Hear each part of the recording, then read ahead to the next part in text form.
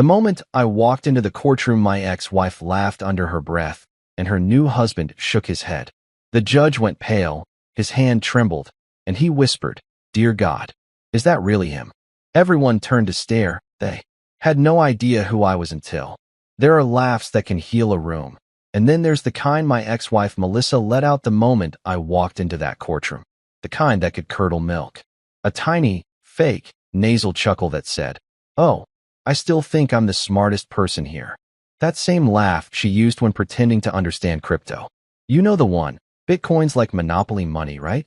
Yeah, that laugh. The sound of ego in high heels. Her new husband, Brandon, sat beside her, adjusting his too-tight suit like the room owed him extra oxygen. He gave me that smirk guys give when they think they've already won. The kind of smirk that makes you want to call security just to watch him get nervous. Then he shook his head slowly, like I was a parking ticket he couldn't afford to deal with. Cute. I gave him a little nod that said, "You're about to wish you stayed home, champ." Then something strange happened. The judge froze mid-gavel, hand hovering in the air like he just realized he left the stove on. His eyes went wide, and he whispered, almost reverently, "Dear God, is that really him?" Now, let me paint this picture. A packed courtroom, lawyers, press, my ex's PR team pretending to be interested in justice, and all of them turning their heads toward me like I was a celebrity who just crashed a PDA meeting. The silence that followed, louder than Melissa's ego on a good day. See, they thought I was here to beg, to play the sad ex-husband routine. The one who shows up disheveled, muttering about what's fair, while clutching old photo albums and tissues. Oh no, not today. I was here to educate. 7 years ago, I was the quiet guy in the background. The supportive husband. The one who handled the numbers while Melissa handled the vision. I built the foundation for her little empire. The same empire she later, accidentally, claimed as hers during the divorce. Yeah, she called it a clerical oversight. Like accidentally claiming the Taj Mahal because you happened to own a potted plant. Back then, she said I lacked ambition, that I was too comfortable, that I needed to think bigger. She said it while packing her designer suitcases and taking my golden retriever, Max, with her. She left with half my patience and all my self-respect. I rebuilt both, just with better furniture. But here's the twist they didn't see coming. Ambition called me back. Not the desperate, "I'll prove you wrong" kind, nah. The calm, calculated kind that makes you smile at the chaos because you know how the movie ends. I walked in wearing a dark navy suit that screamed, "Revenge, but make it tasteful." Custom fit, clean lines, no tie, because confidence doesn't need decoration. The bailiff even straightened up when I passed.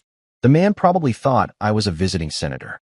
Melissa's lawyer, a weasel named Pratt, adjusted his glasses, looked at me, then whispered something to her. She leaned in, eyes narrowing, that fake socialite smile cracking. She wasn't expecting me to look successful. She wanted the version of me she left, the one drowning in spreadsheets and heartbreak. Not the guy who'd turned those same spreadsheets into companies she couldn't afford to invest in now. "Mr. Reed," the judge said finally, clearing his throat. "It's been a while." "Good to see you, Your Honor," I said, voice steady. "Last time I was here, I was paying for someone else's ambition." Melissa's head snapped toward me. Brandon blinked. The courtroom chuckled softly. That little ripple of laughter you get when people sense blood in the water. I sat down next to my lawyer, Liam Cruz, my oldest friend and the only man I trust with both secrets and sarcasm. He whispered, "You sure you're ready for this?" I smirked. "Oh, I've been practicing in the mirror for 7 years. Today's the recital." The judge flipped through the files like he was browsing a bad script. "This is quite the situation. Property disputes, intellectual rights, patent ownership." He looked at Melissa. "Mrs. Turner." "It's Reed," she said quickly, then hesitated. "I mean, it was Reed. It's Turner now." I smiled sweetly. "Yeah, we upgraded her last name during the recall." Brandon muttered something under his breath, probably about me needing therapy. I ignored him. Therapy was what I'd been doing for years. Except my version came with lawyers, LLCs, and a secret I'd been saving for just this occasion. As the judge continued, my mind drifted for a moment. 7 years ago, I'd stood in this exact courtroom. Same wood paneling, same stale air, same pitying glances. Melissa had worn white that day, like irony was her favorite color. She said, Julian, I just don't feel challenged by you anymore. That line stuck with me. Not because it hurt, but because she said it like a CEO firing her intern. I remember thinking, you'll regret underestimating me. And oh, she did. The bailiff read out the case title, Reed versus Turner Holdings. It sounded poetic, like a remix of Karma with better rhythm. As the hearing began, I watched her. She kept glancing my way, tapping her nails against the desk like Morse code for panic. Her new husband whispered things to her, but she barely heard. For the first time, she looked uncomfortable. Good. The opposing lawyer started with his grand opening. Ladies and gentlemen, this case is about greed, deception, and betrayal. I almost raised my hand. You're half right, just switch sides. The judge gave me a look, the kind that says, behave, but his lips twitched like he wanted to laugh. Even he remembered the old days, the quiet Julian who never spoke up. This new version? He was enjoying the upgrade. When it was our turn, Liam stood. Smooth, confident, didn't even look at notes. Your Honor, he began, my client isn't here to argue over scraps. He's here to reclaim what was his. And, ironically, what he built. He glanced at me. He's also here because someone forgot that contracts have signatures, his. The courtroom murmured. Melissa shifted in her chair. I leaned back, crossed my legs, and watched the tension unfold like a live Netflix show. She whispered something to her lawyer, and he nodded. Then she raised her hand, trying to sound calm. Your Honor, this is absurd. My ex-husband is bitter because I moved on. This is harassment. I raised my hand. Objection to her acting career. The courtroom erupted in laughter. Even the stenographer looked like she wanted to high-five me. The judge sighed, rubbing his temples. Mr. Reed, please. Sorry, Your Honor. Old habits. Continue. Melissa glared daggers. You think this is funny? Not yet, I said. But I have good comedic timing. Brandon's face was turning red. He tried to look composed, but his jaw kept twitching. You're pathetic, he muttered loud enough for the room to hear. I looked at him with that calm, collected smile I'd perfected over years of pretending to like her cooking. Pathetic? Buddy, you married the sequel. Boom. Gasps. A few chuckles. Even the judge's clerk bit her lip to hide a grin. See, what they didn't know, what none of them knew, was that I hadn't come to play defense. I came to set the stage. Everything after today would unfold exactly how I planned. This was just Act 1, and I'd written the script. I leaned forward slightly, hands clasped. Your Honor, I said, I have documentation, witnesses, and a few surprises. But before we dive in, I'd like to say something on record. The judge nodded cautiously. Go ahead. I turned toward Melissa, locking eyes with her, the kind of look that makes someone wish they had sunglasses for their soul. 7 years ago, I walked into this room a broken man. Today, I walk in as a man rebuilt, with receipts.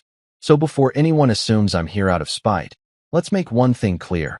I'm not here to win her back. I'm here to collect what's mine and give her something money can't buy, accountability. Silence. Absolute, beautiful silence. You could hear Brandon's ego deflate. Melissa blinked twice, then forced that fake, press-friendly smile back onto her face. But her hands trembled. She picked up a pen, dropped it, then laughed nervously. That same crypto laugh. Full circle. The judge nodded slowly. Mr. Reed, he said, voice quieter now. I think everyone here understands you perfectly. Good, I said, smiling. Because class is officially in session. That's when the gavel struck, echoing like thunder through the courtroom. People whispered. Cameras clicked. And in that brief, electric moment, I felt something shift, not in the case, but in me. For the first time in 7 years, I wasn't the quiet husband, or the forgotten ex, or the guy who lost everything. I was Julian Reed, the man who built, rebuilt, and now stood taller than the mess that tried to bury him. Melissa's laugh had started this moment years ago, the same laugh that belittled my dreams, dismissed my patience, and mocked my silence. But this time that laugh, it wasn't power. It was panic. And I swear, when she glanced away, I almost laughed too, not out of bitterness, but out of poetic satisfaction. Because that laugh, the one that started it all, it was about to echo right back where it belonged. 3 years after Melissa packed her designer luggage and my self-esteem into the same moving truck, I thought the universe had finally run out of ways to surprise me. I'd stopped expecting apologies, stopped checking her Instagram, business updates, and stopped wondering why the word karma hadn't shown up yet.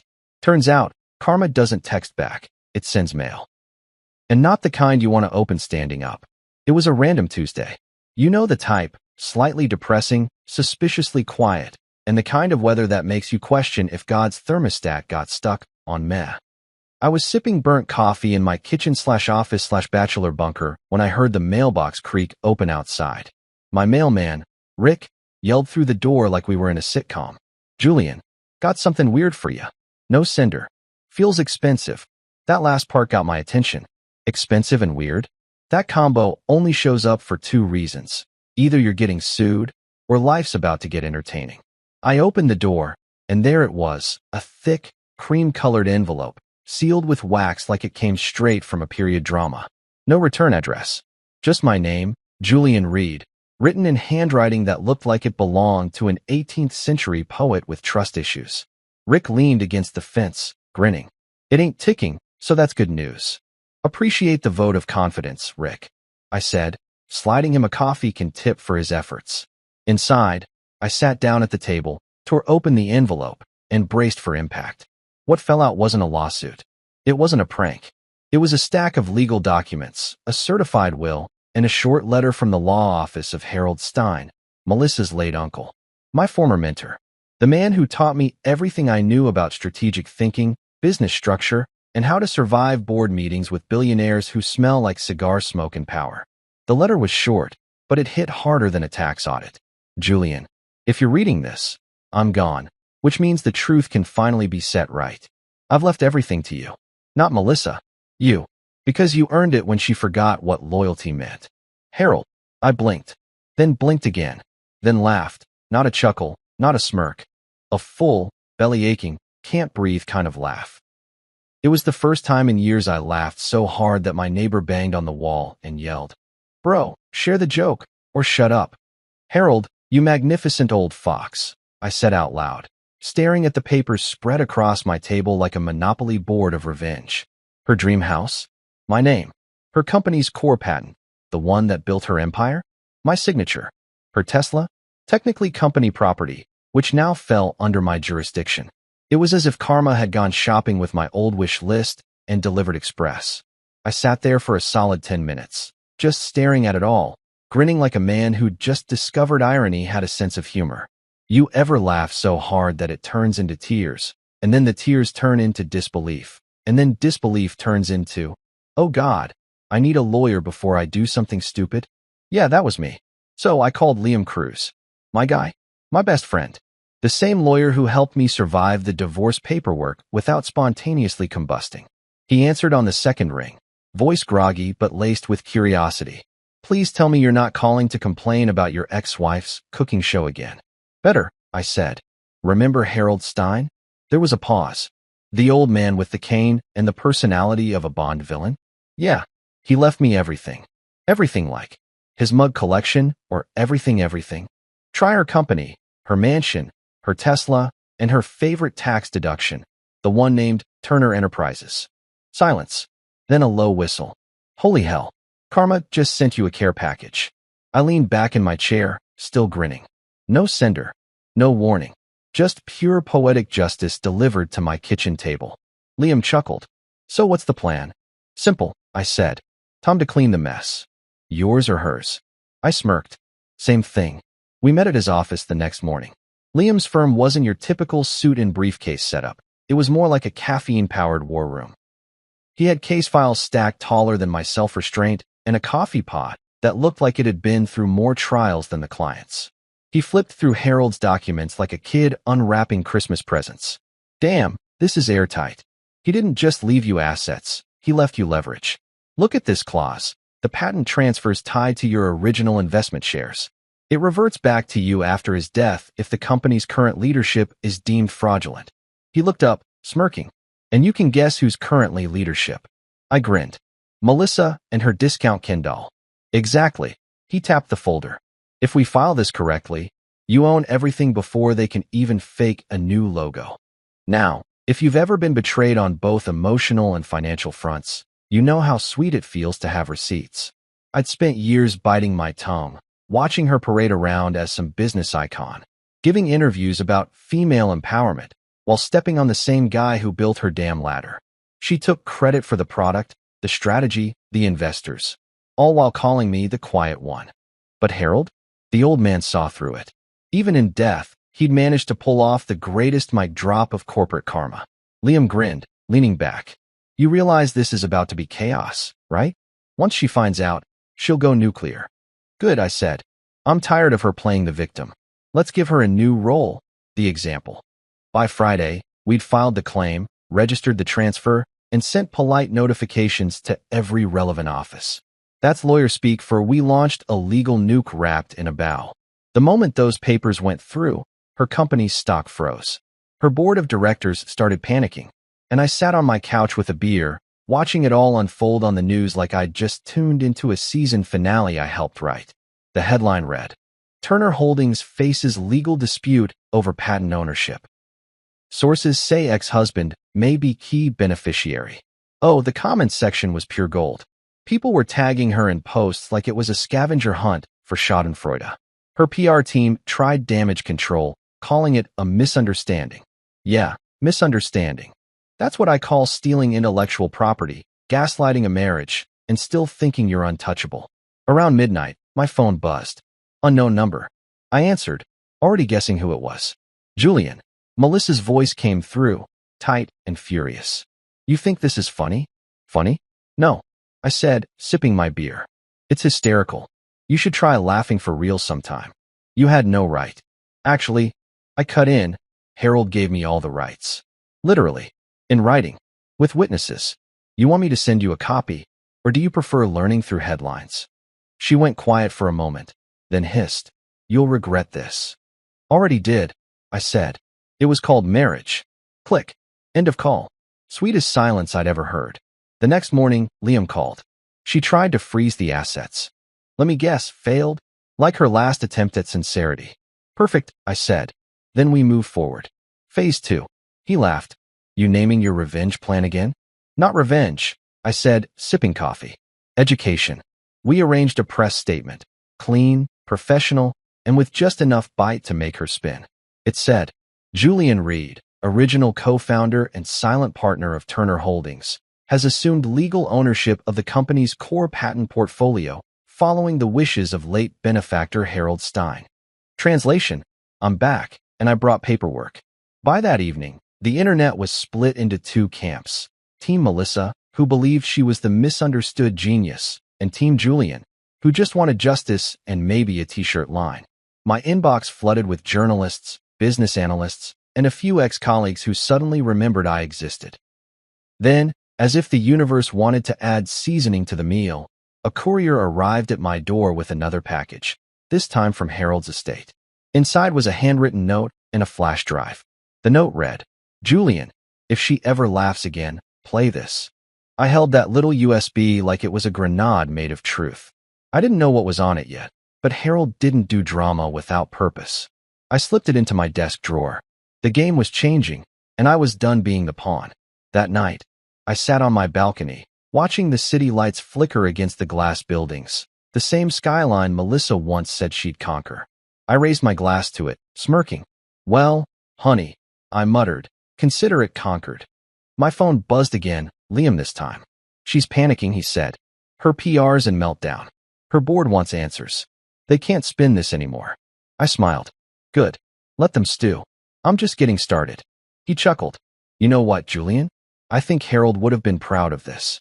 Nah, I said, finishing my drink. Harold would have called it overdue. I leaned back in my chair, letting the night wind brush past me. For once, I didn't feel like the underdog, or the ex, or the man who lost. I felt even, balanced. The universe had hit, reply all, and justice had copied me in. Sometimes, life doesn't give you a fair ending. But every now and then, if you're patient, if you play it smart, if you let karma drive, it delivers a sequel better than you could have written yourself. And this one? Oh, it was just getting good. There's something about hearing a dead man's voice that makes you question everything. Your sanity, your life choices, even your Wi-Fi connection. Especially when that dead man happens to be Harold Stein, my late mentor, Melissa's rich uncle, and the human embodiment of I told you so. It started 3 days after I found out he'd left me everything. Liam and I were knee-deep in legal chaos, buried in documents, signatures, and 1,000 emails from people who suddenly wanted to reconnect. You know how it is. Go broke, and everyone forgets your number. Get rich again, and they find it faster than the IRS. We were in Harold's old office, the one downtown that still smelled like cigar smoke and old money. It hadn't been touched since his funeral.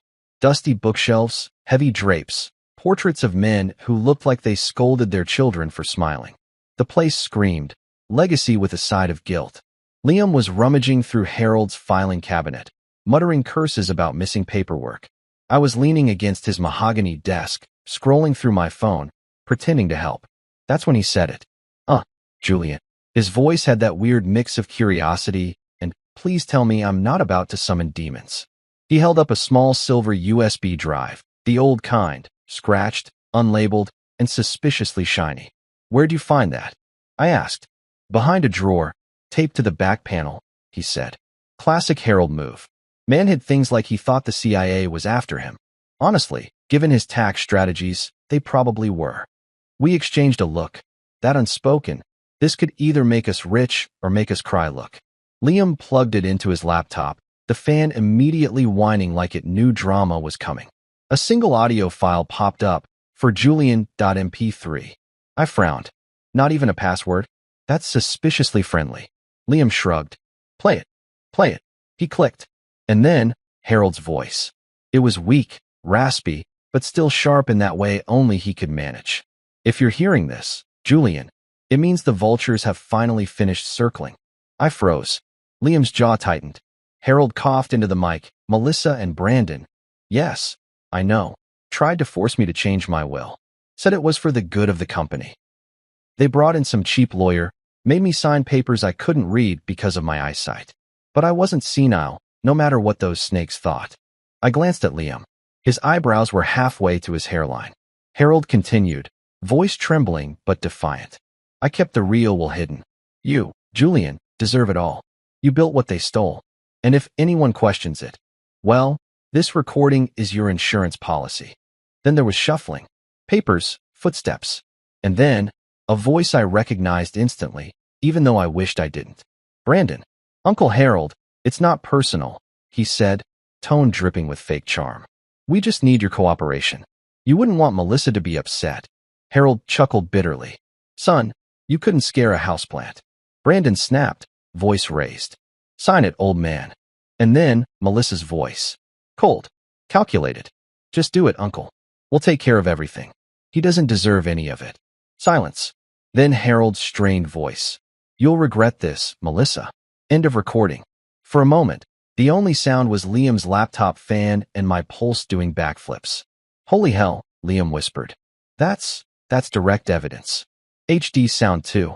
I said, trying to sound calm, but failing miserably. My hands were shaking. They bullied an old man on tape. She and her toy husband.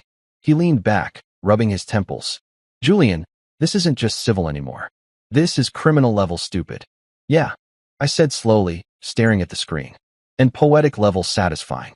For years, I'd been painted as the boring one. The quiet one. The guy who couldn't stand up for himself. But now I had something louder than her PR team, more powerful than her connections. The truth, straight from the grave. Liam looked at me, half grinning, half terrified. So what's the move? You planning to nuke them with this? Nah, I said, smirking. I'm going educational. Educational. Yeah, I said. They'll learn today. He burst out laughing. You're insane. I've been called worse, mostly by her. We sat there for a while, staring at the USB like it was Excalibur. The irony wasn't lost on me. The same woman who used Harold's name to humiliate me at investor dinners was now about to be exposed by his voice. She always used to joke, Julian, you're too patient. Yeah, patience is a hell of a teacher. I picked up the drive, turned it over in my fingers. We'll copy it, store it, and lock it down. Multiple backups. Cloud, physical, encrypted, tattoo it on a rock, whatever it takes. Liam nodded. Already on it. By the next morning, we had 5 copies. 1 with Liam, 1 with me, 1 in a bank vault, 1 on a secure drive, and 1 labeled for court because subtlety is overrated. but I couldn't shake the sound of her voice from my head. That cold tone, that entitlement. The same voice that once told me I was lucky she chose me. I'd believed her once. Now I wanted her to hear herself the way Harold did, the way the world soon would. Later that afternoon, Liam called. You should listen to the full recording. There's more. I frowned. There's more? Oh yeah. You stopped it too early. Play it. He sent me the rest, a short, final message Harold had added at the end, one that wasn't in the first playback. Julian, Harold said softly, when the time comes, don't just fight them. Teach them. The best revenge isn't destruction, it's demonstration. Show them what integrity looks like when the lights are on. Then a chuckle. Also, check the red folder in my bottom drawer. You'll need it. Click. End of file. Now, if you've ever gotten advice from a ghost, you know it's hard to ignore. So back I went to his office the next morning. The place was still gloomy, dust dancing in the sunlight like bored spirits. I knelt, opened the bottom drawer, and sure enough, a thick red folder. Inside were signed statements from board members, notarized copies of his real will, and even photos of the fake signing session. Harold had covered every base like a man who'd lived through too many family dinners. I just stood there for a moment, holding that folder, feeling something between grief and vindication. The old man had believed in me, even when I didn't believe in myself. I looked up at his portrait on the wall, stern eyes, half smile. You sneaky genius, I whispered. You really planned this. Liam called again. You good? Good, I said, smiling faintly. I'm about to be great. We met again at his office that night, rain tapping against the windows like a drum roll. He spread everything out on the table, the audio file, the documents, the folder. You realize this is a slam dunk, right? Yeah, I said. But I don't want a slam dunk. I want a standing ovation. He chuckled. Then you better rehearse your speech. Oh, I've been rehearsing for 7 years, I said. That night, after we finalized everything, I drove home with the USB in my pocket. I didn't go inside right away. I sat in the car, engine off, staring at the rain streaking down the windshield. You ever feel a mix of triumph and sadness? That's what it was. Victory with a side of loss. Harold had given me the ammo, but also the lesson. This wasn't about revenge anymore. It was about balance. About finally getting to tell the truth without shouting. About letting her choke on the silence she used to weaponize. I thought back to all the times she laughed at my ideas. The late nights when I stayed up fixing her business proposals while she took credit for them on morning shows. The charity gala where she called me the supportive husband in front of investors, like I was her intern. Every single humiliation, every single eye roll, they all came back now. But this time, they made me smile. Because soon, the world would hear the real story in Harold's own voice. I looked at the USB one last time before putting it away. Rest easy, old man, I said softly. They're about to learn everything you wanted them to. When I finally stepped out of the car, I caught my reflection in the window, calm, confident, older, sharper. Not the quiet man she'd discarded.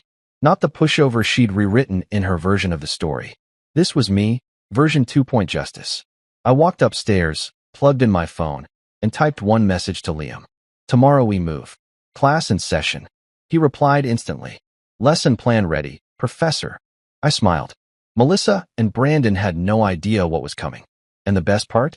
They were about to hear it from the one man they could never silence, the voice from their past. When people say the truth always comes out, they never tell you how. They make it sound like the truth just floats in one day wearing a cape, announcing, I'm here to fix everything. Spoiler alert, that's not how it works. The truth usually shows up wearing orthopedic shoes, smelling like lavender lotion, and carrying a box of old photos. Her name was Mrs. Harper, Harold Stein's longtime housekeeper. I hadn't seen her since the days when I used to drop off documents at Harold's mansion, and she'd feed me oatmeal cookies that tasted like love and mild judgment.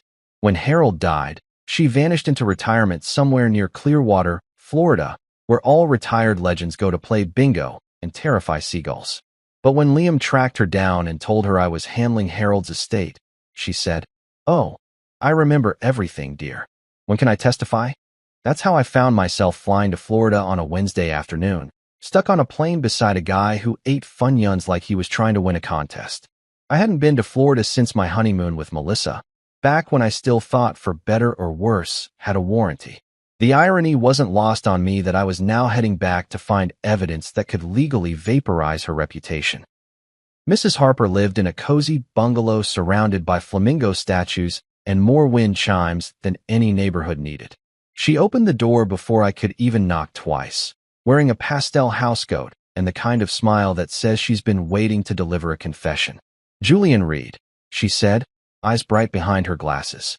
"I was wondering when you'd come." "You were?" I asked, taken aback. "Of course. Harold told me if you ever showed up, I should put on coffee. He said you'd need it." I laughed. Well, he wasn't wrong about that. She waved me inside. The place smelled like cinnamon and nostalgia. Every wall was lined with framed photos. Harold at charity galas, Harold shaking hands with senators, Harold standing next to a 1998 Buick like it was a supermodel. And tucked among them, a few that made my chest tighten. Harold and me at his office years ago, back when I was still the eager intern with a bad haircut and good intentions. Mrs. Harper shuffled toward the kitchen, her slippers squeaking faintly. "Cream and sugar?" "Black's fine," I said. "Ah, strong one. Just like Harold." She poured 2 cups, then sat across from me at the table. "Now, what exactly do you need from an old woman who's seen too much and bites her tongue too little?" I smiled. "Honestly, the truth." She raised an eyebrow. "That's my specialty." I pulled out the USB with Harold's voice recording. "You probably know what this is." Her lips pursed. "Oh, I know all about that day." She took a long sip of coffee. She made him sign the fake papers right there in his study. Her new man was standing behind him like some sort of bouncer. Harold's hands were shaking so badly, I thought he'd spill ink everywhere. I leaned forward. "You were there?" "Front row seat," she said proudly. I told her it wasn't right. She smiled at me. That cold smile rich people use when they think you're furniture. Said I should mind my business. So I did. Meaning, I memorized everything. She got up slowly, disappeared into the hallway, and came back holding a thick, dusty photo album. "Harold's birthday," she said, setting it down. The same day she brought those papers. She claimed they were for a business merger, but Harold looked like someone was forcing him to sign away his dog. She flipped through the pages until she found the photo, grainy but clear enough to make my stomach twist. Harold, pale and weak, sitting at his desk. Melissa standing beside him, red nails clutching a pen, that fake smile plastered on her face. And behind her, Brandon, in all his useless glory, watching like he owned the world. Mrs. Harper tapped the photo. "That's the moment. See her hand? She's holding the paper right over the reel Harold wrote the week before." She switched them while he was distracted. I stared at the photo, trying not to laugh out of sheer disbelief. She really posed for the crime scene. "Oh, honey," Mrs. Harper said, chuckling.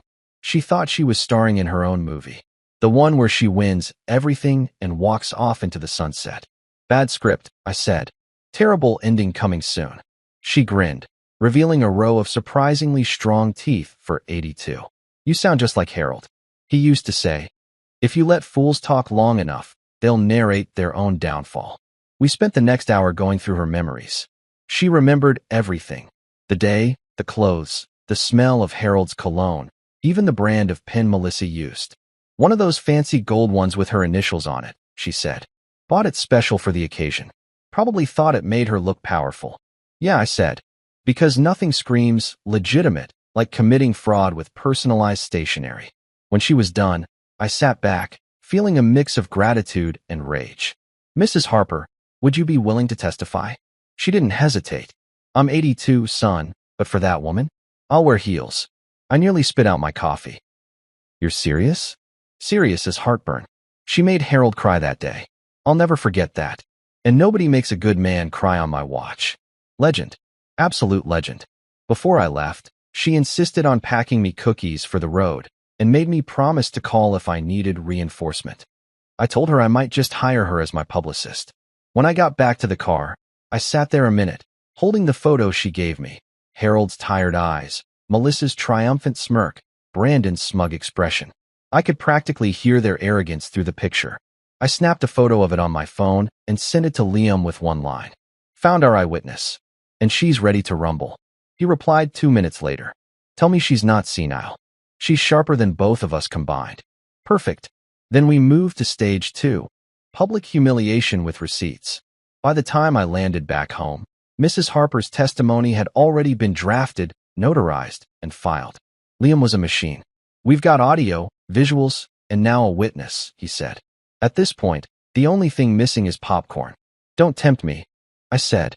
I might actually bring some to court. He laughed. You're enjoying this too much. Correction, I said. I'm enjoying justice finally catching up.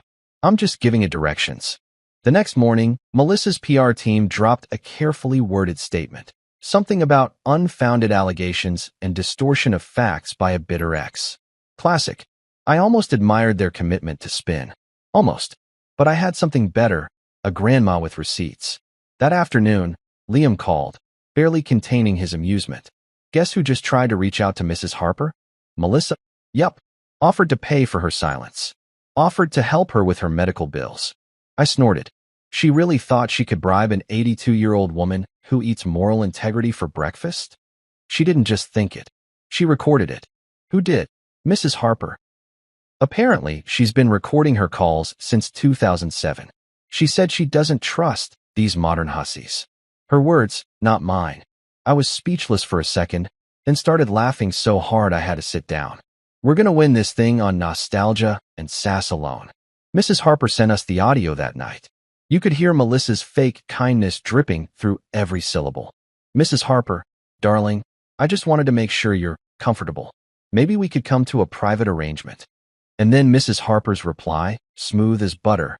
Oh, sweetheart, I don't make arrangements with liars. But I'll save you a front row seat at court. I almost fell off my chair listening to it. The woman was unstoppable.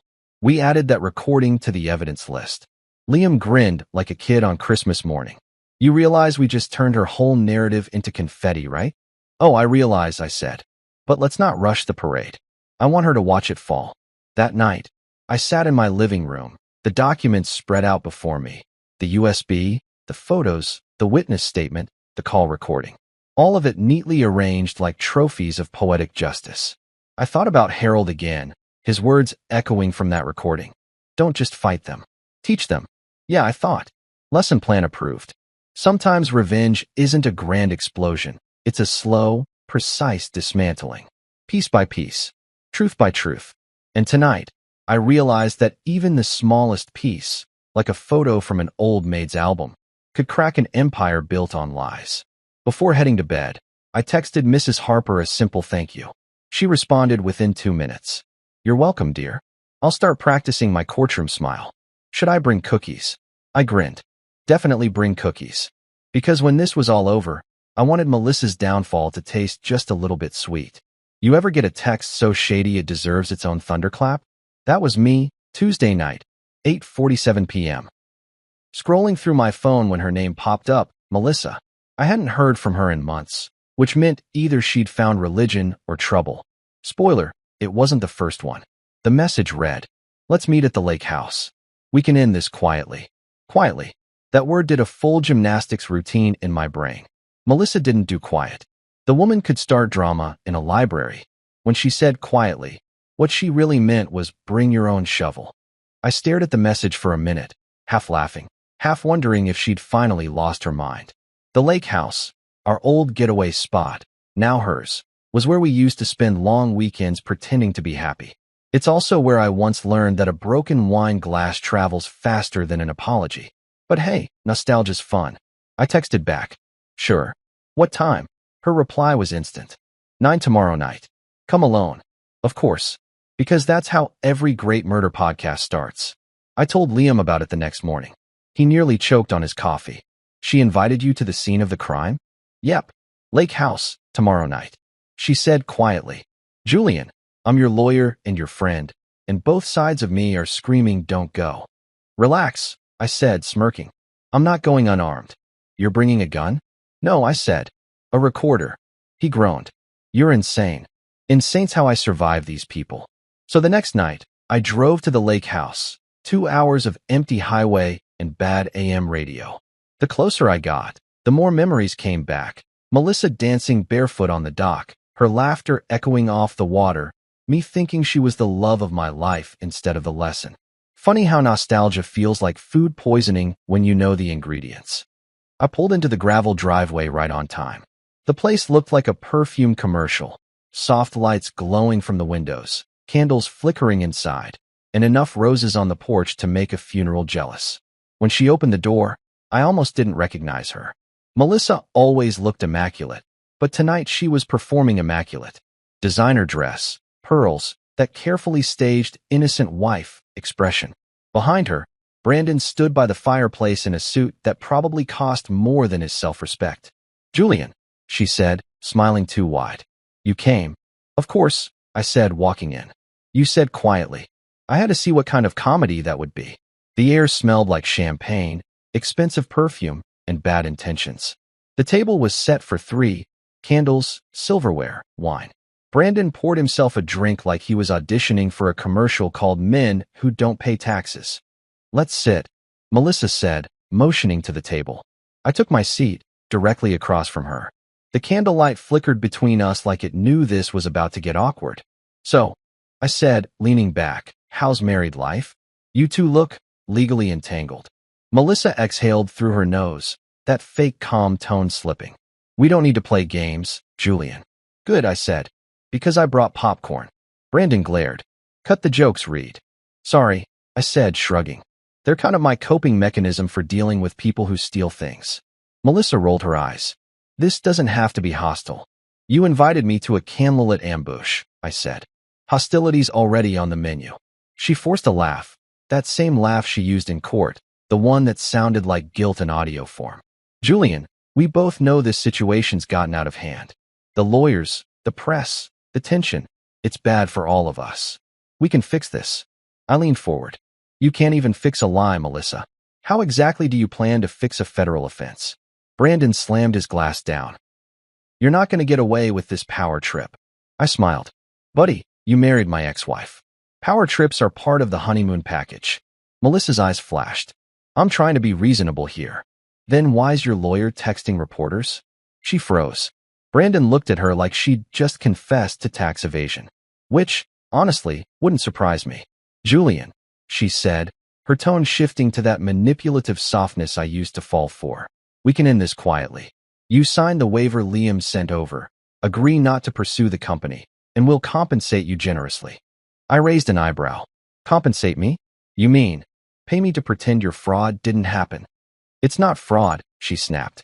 "It's complicated." "Yeah," I said. "So's surgery, but at least the doctor doesn't steal your organs and call it a misunderstanding." Brandon leaned forward, veins popping in his neck. "Be a man, Julian. Take the deal." I smirked. "Define man, because last I checked, I'm the one who still has a job and a conscience." He stood up, fist clenched. I didn't flinch. I just slowly twirled the pen she'd placed beside the contract, spinning it between my fingers like a baton. "Wow," I said. "You even changed the font. Helvetica, classy move." Melissa hissed, "Sign it and walk away. You'll still come out rich."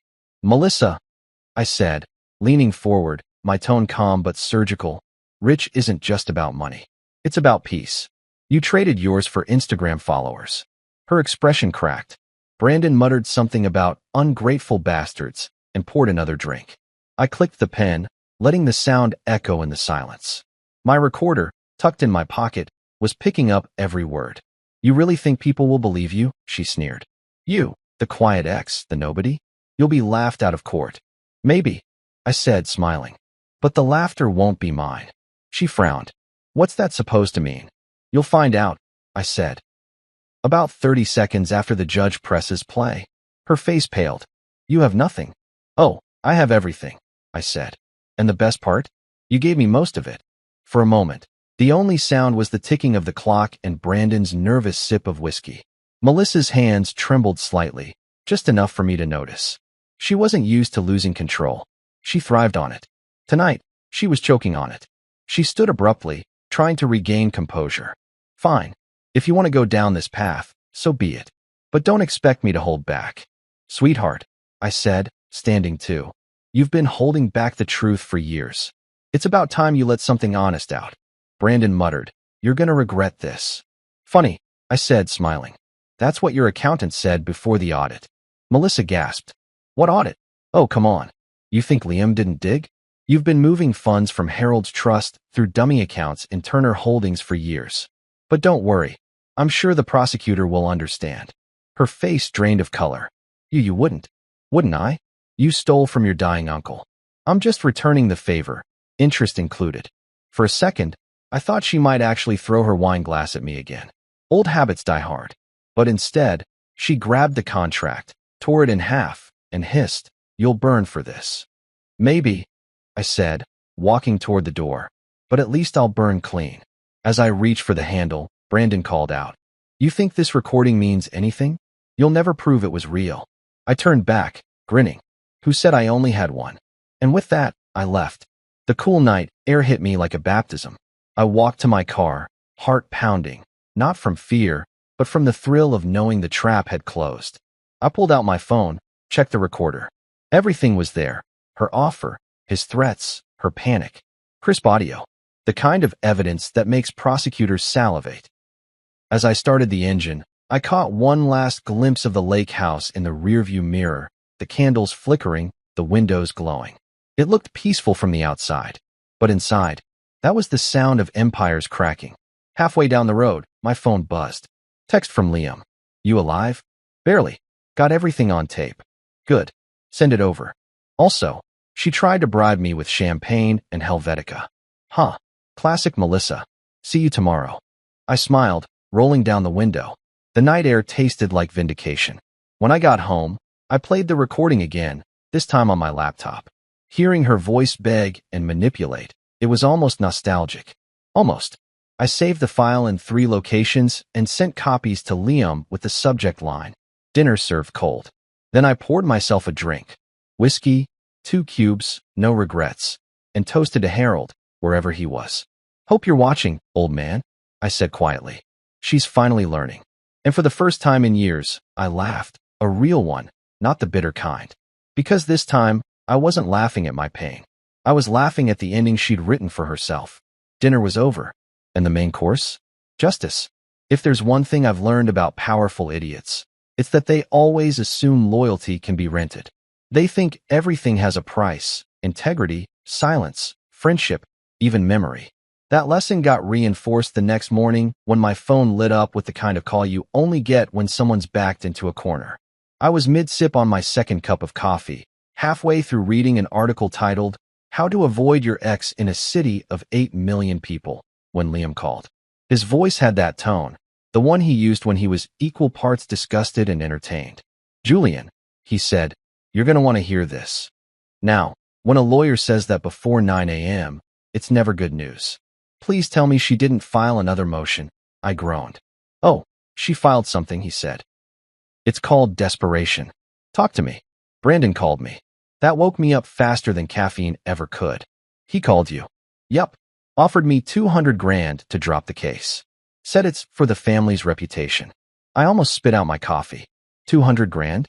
What? Does he think he's in a Netflix political drama? "Oh, it gets better," Liam said, laughing. He left it on voicemail. Full confession. I recorded the call back, too. I leaned back in my chair, grinning. "You're kidding. I'm a lawyer, not a magician. I don't joke with gold like this." "Send it." A minute later, my phone buzzed with the file. I hit play, and there it was. Brandon's voice, nervous but trying to sound confident, like a used car salesman pitching morality. "Hey, Liam," he began. "Look, we both know how messy this is getting. Melissa's emotional, and Julian's being stubborn. Nobody wants this circus in public. So, what if we make it worth your while? Say 200,000. You drop the case, everyone moves on. You can even tell your client it was a dead end." There was a pause. I could hear Liam's faint chuckle in the recording. Then he said, "You do realize you just tried to bribe an attorney, right?" Brandon stammered. No, it's not a bribe. It's an incentive for discretion." Liam replied smoothly, "Good. Because it's about to trend on Twitter." Click. End of call. I couldn't stop laughing. Not the polite kind, the unhinged kind that makes neighbors check if you're okay. He actually said incentive for discretion? My God, this man's thesaurus should be burned. Liam called back, chuckling. "We're sending this to the prosecutor today. This case just went from civil to criminal faster than Brandon's brain cell count." "Who's on the prosecution?" "Dana Ellis," he said. "You remember her? The assistant district attorney who made that oil exec cry on live television." "Oh yeah," I said, grinning. The woman who could slice lies in half just by blinking. That's the one. She's been waiting for a case like this. Well, congratulations to her, I said. She's about to get front row seats to the Melissa and Brandon meltdown tour. By noon, Liam had already forwarded everything to Dana's office. She called me directly that afternoon. Her voice was smooth but carried that edge of someone who'd seen too many rich people try to wiggle out of accountability. Mr. Reed, she said, I've reviewed the preliminary documents. The evidence is substantial. That's legal code for holy crap, right?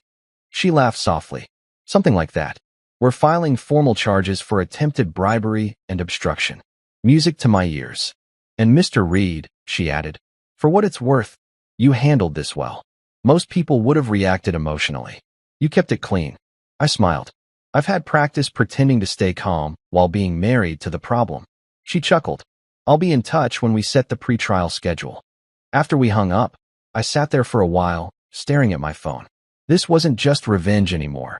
This was justice tightening its seatbelt. For years, I'd been made to feel like the fool, like the naive guy who didn't know how the world worked. But now, the same people who laughed at me were the punchline. Around 4, Liam stopped by my apartment. He tossed his briefcase on the couch and handed me a beer. You're officially the star witness in the dumbest bribery attempt I've ever seen. Cheers to that, I said, clinking bottles.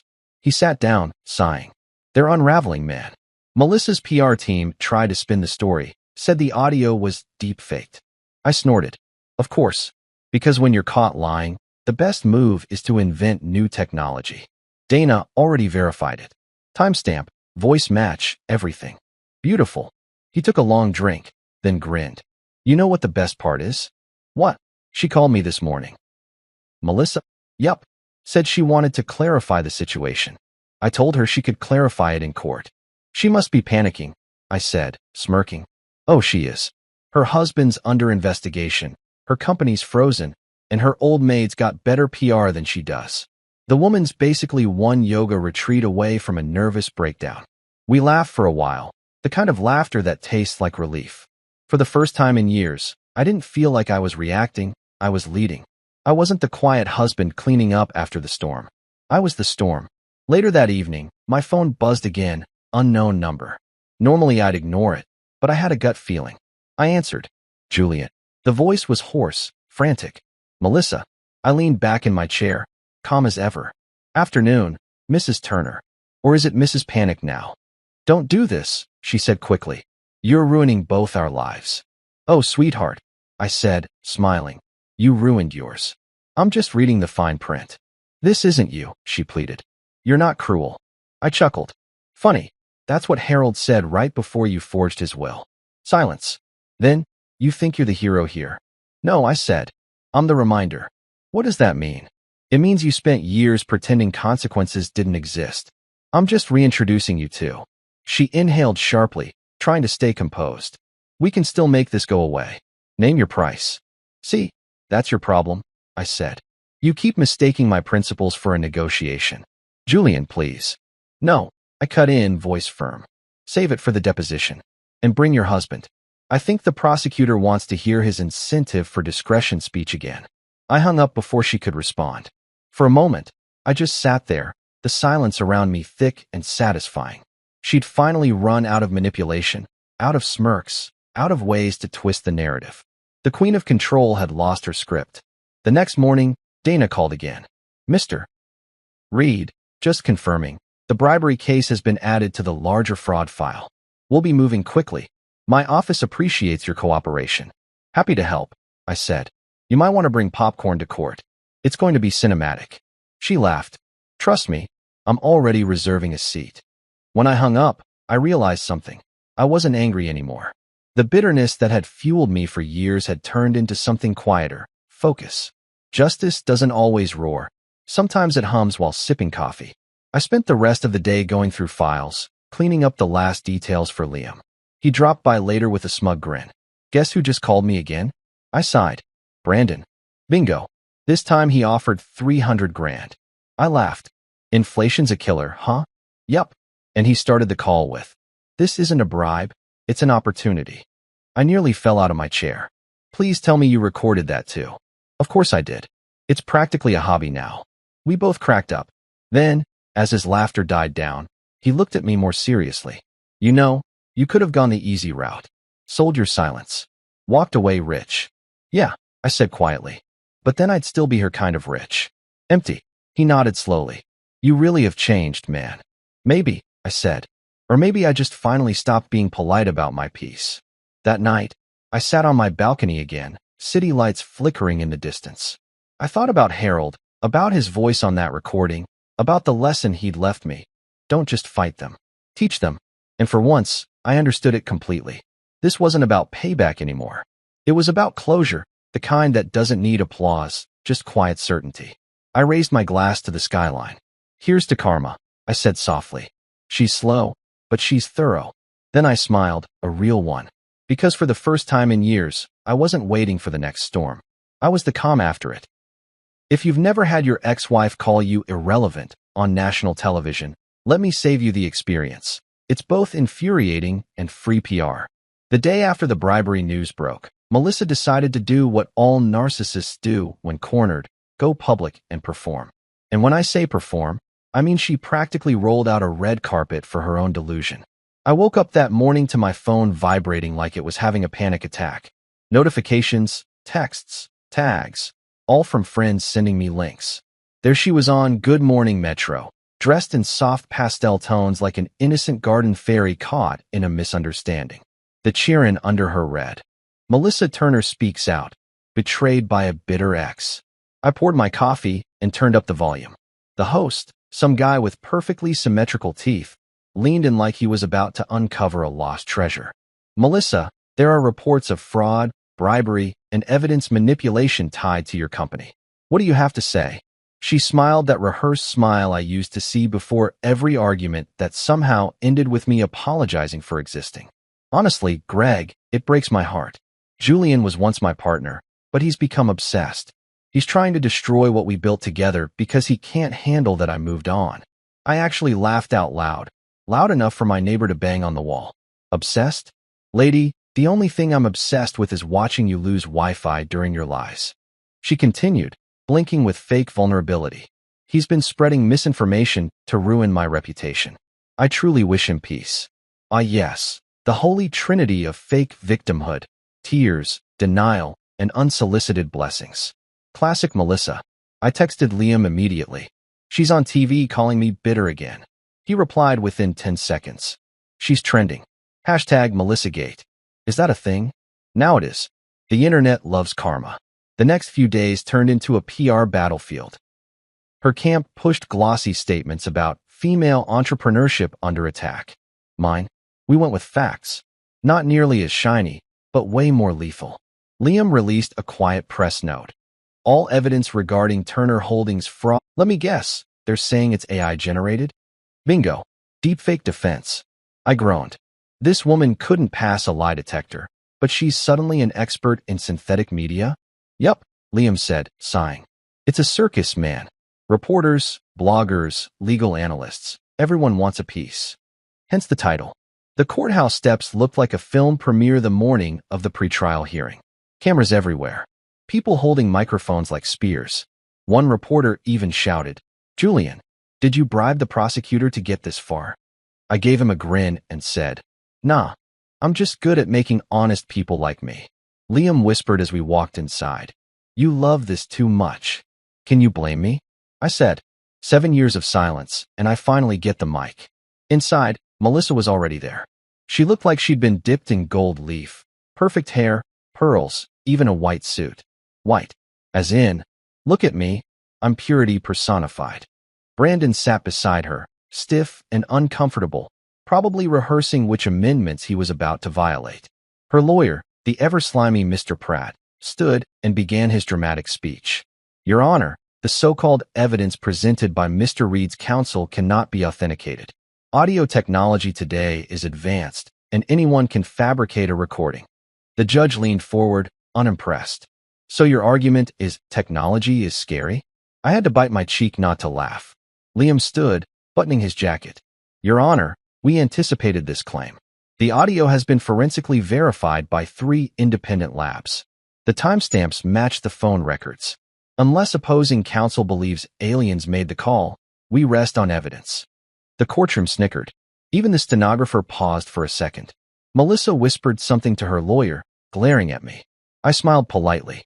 That's the thing about truth. It doesn't shout. It just waits for the lies to collapse.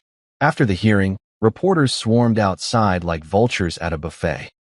One shouted, "Mr. Reed, any comment on being called bitter?"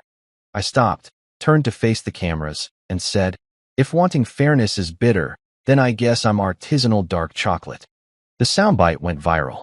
Even Dana, the prosecutor, texted me later, "You're good at this. Don't steal my job." By then, Melissa's empire was cracking. Her investors started pulling out faster than gym memberships in February.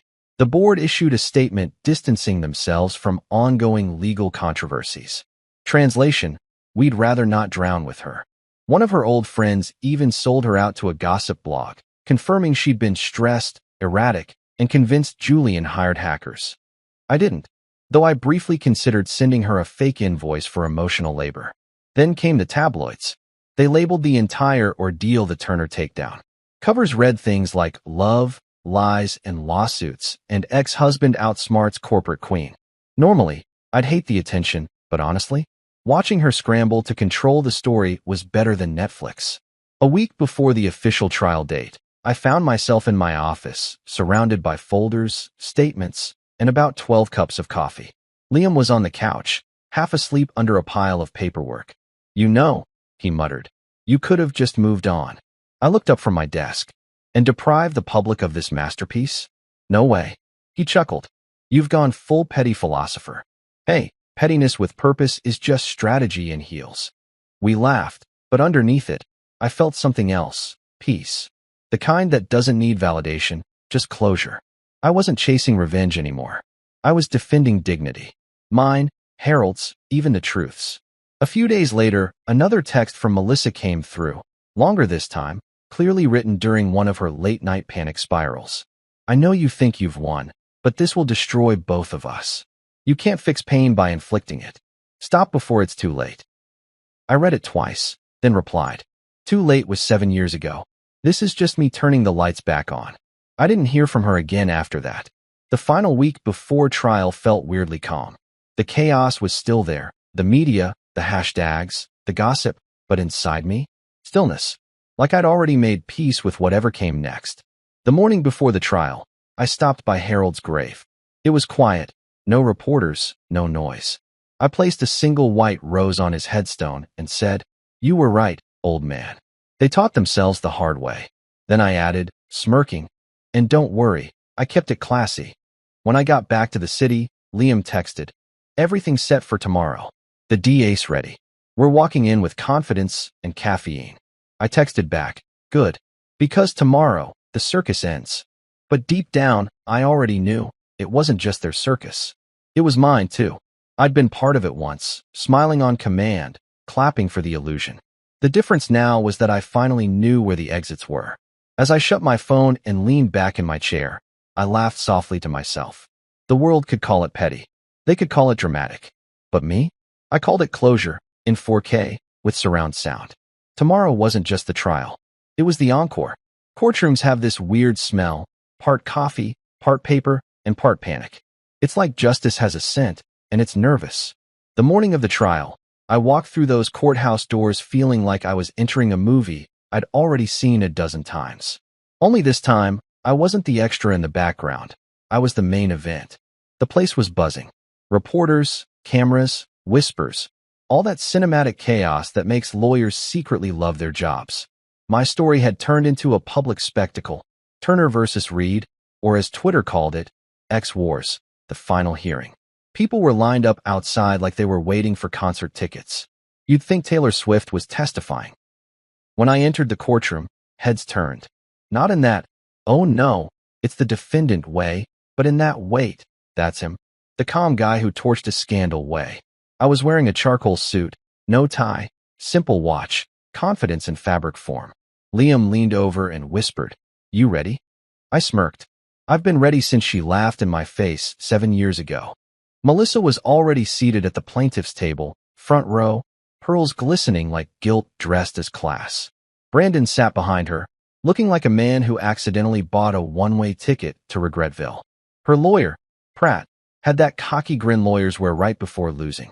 Judge Harris entered, an older man with tired eyes and the face of someone who'd seen too many divorces and not enough therapy.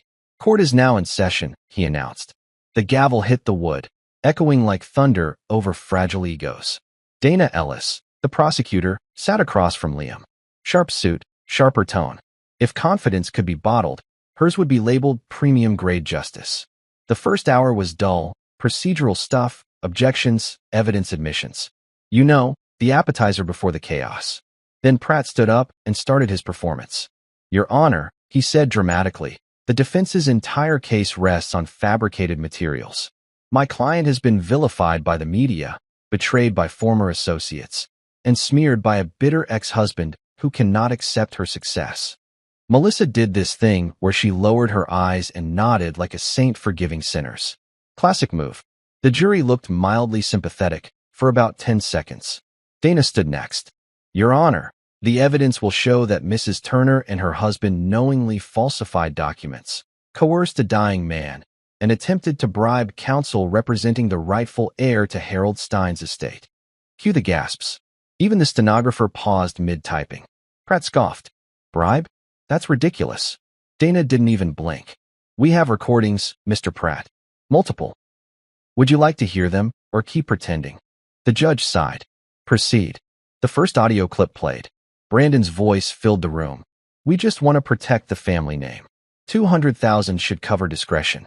Every head turned toward Melissa and Brandon. He froze, his jaw tight. She whispered something at him. Probably. You idiot. Then Dana queued up the next one, Harold's voice. The one from the USB. That shaky, weary tone of a man betrayed. Melissa and Brandon forced me to change my will. But I kept the real one. Julian deserves it all. The courtroom went silent. You could feel the air shift. Like everyone just realized the villain wasn't the one they were told it was. Melissa shot to her feet. That's fake, she shouted. You can't prove that's real. Judge Harris raised an eyebrow. Mrs. Turner, sit down. She pointed a trembling finger at me. He's manipulating everyone. He's been obsessed with me for years. I tilted my head. Obsessed is a strong word. I'd go with mildly entertained by your downfall. The courtroom chuckled. Even the judge smirked before clearing his throat. Mr. Reed, please refrain from.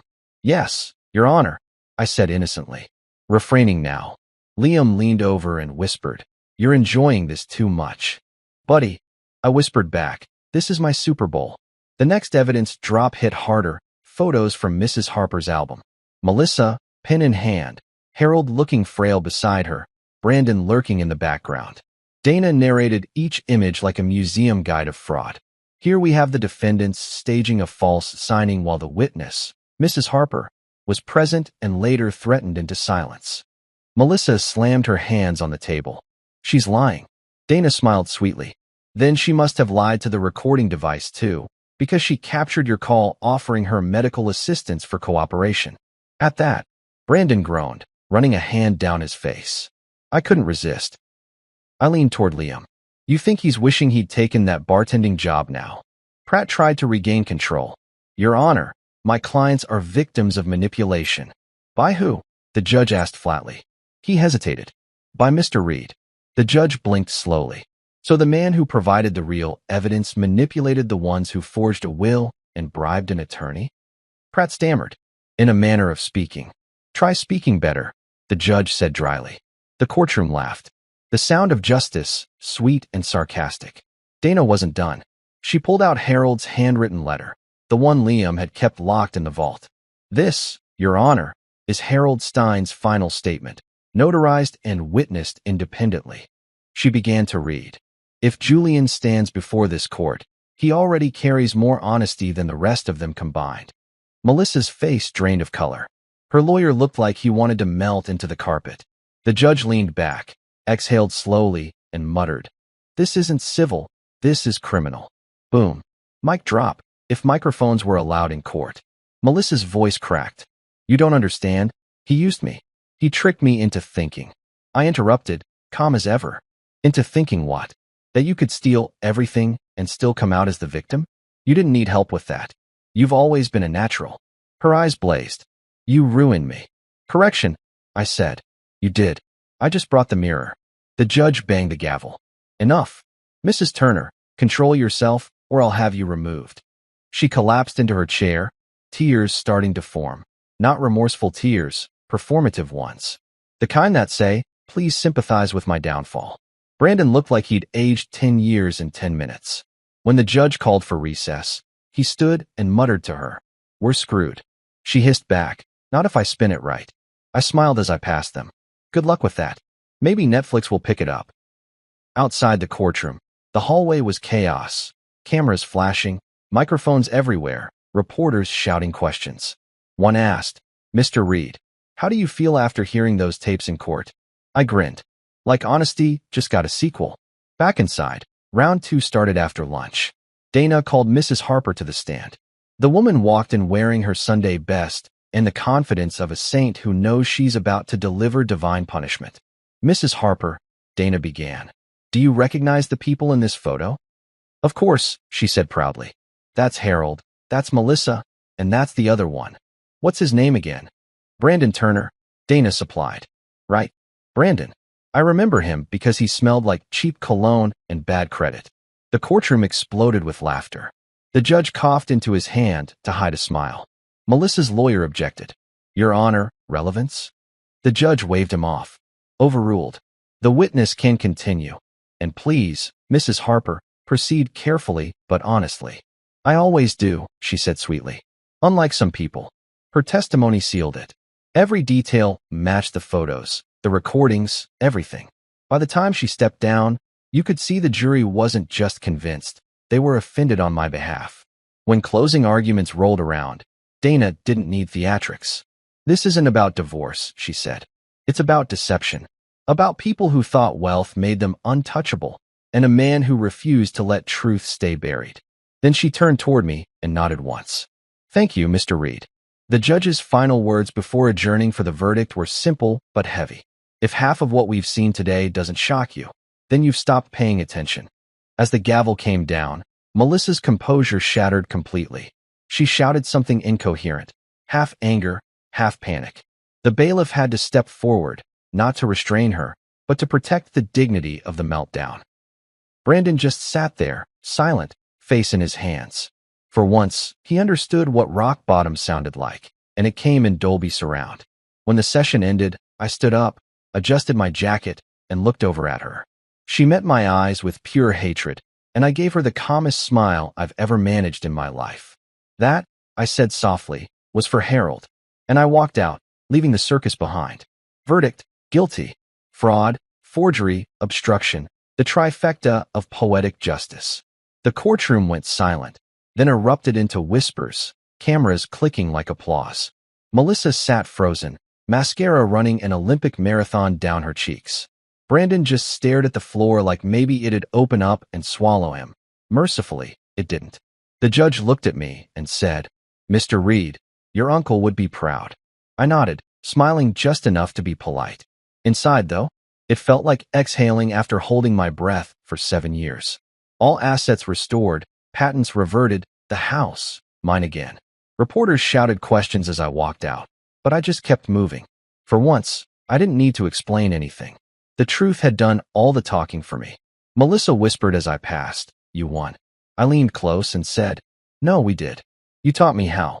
Then I left her there, in pearls, shame, and silence. 1 year later, peace didn't come like a sunrise. It came like a refund, quiet, satisfying, and way overdue. I'd opened the Reed Institute for Legal Integrity downtown, a fancy way of saying, a place where people learn not to become their own scandals. The irony wasn't lost on me. I was now teaching others how not to do exactly what Melissa did. Underestimate patience, misplace honesty, and overestimate their own cleverness.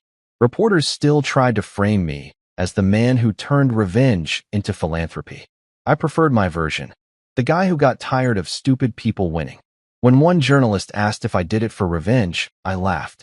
No, I told her, revenge yells. Justice hums while sipping coffee. The lake house eventually became mine again. I didn't sell it. I kept it, like a trophy and a warning label in one. Sometimes I drive out there, sit by the dock with a beer, and listen to the quiet. The same water that once echoed her laughter now mirrored peace instead of pretense. Do I forgive her? Maybe. Do I miss her? Only when my Wi-Fi lags. That's how I know hell is real. Brandon took a plea deal. Melissa? She got community service and a lifetime subscription to Regret. I heard she tried to start another business under a new name. Didn't work. Turns out, the internet has a long memory. As for me, I'm doing just fine. Better, actually. My mornings are quiet, my coffee stays hot, and my name, finally, means something good again. People greet me with respect instead of pity. Even the barista down the street writes Mr. Reed on my cup now. Sometimes, when I'm locking up the office at night, I catch myself laughing softly. Not the bitter laugh I used to carry like armor, but a lighter one. The kind that says, you made it out. Last week, I drove back to the lake house again. Same dock, same view, different man. I tossed a coin into the water, not for luck, just to remind myself that I paid my dues and got change back. As it sank, I said, that's for Harold. The wind was calm. The ripples faded. And for the first time, the silence didn't feel empty. It felt earned. It was supposed to be just another Saturday morning. The kind where you lose yourself in chores, tinker with the car, and let the day pass without much thought. That's how I planned it, at least. The old Mustang had been giving me grief for weeks, and I finally had the time to replace the brake pads. The garage smelled of motor oil, with a hint of that cleaner I'd used earlier to scrub away the grime. The radio was on, low enough to blend into the background. The rhythmic sound of the wrench turning bolts echoed in the space, a strangely soothing backdrop to my work. Emma popped her head in from time to time, a mug of coffee in her hand. Her perfume lingered each time, light and floral, the kind of scent you could close your eyes and picture. She didn't stay long, just enough to check on me, flash me a quick smile, and disappear again. She mentioned her plans for the day, a trip to the country club with her friend Claire, followed by a bit of shopping. Routine, normal, nothing to raise an eyebrow at. I barely looked up as she spoke, nodding and murmuring an acknowledgement before diving back into my task. But then noon came around, and the air in the garage shifted. Emma walked in again, but this time she wasn't the same woman who had been flitting in and out all morning. She wore a beige dress that hugged her figure in a way that made you look twice, paired with elegant sandals that clicked softly against the garage floor. Her hair was styled, not in her usual quick ponytail or casual waves, but carefully, deliberately. She looked polished. Too polished for an afternoon with Claire. I paused, wrench in hand, and glanced at her. "You look nice," I said, keeping my tone neutral. Emma smiled, the corners of her lips curving just enough to show she'd noticed my reaction. She leaned down, kissed me on the cheek, and said, "Don't wait for me for dinner. We might stay out late." The words were simple, the tone casual, but something about them lingered. Maybe it was the way her perfume seemed heavier, or how her eyes didn't quite meet mine when she spoke. Or maybe it was nothing. Maybe I was imagining things. I didn't dwell on it. At least, not then. I went back to tightening the last bolt on the brake caliper, focusing on the task at hand. By the time I poured the brake fluid and tested the pedal, Emma was gone.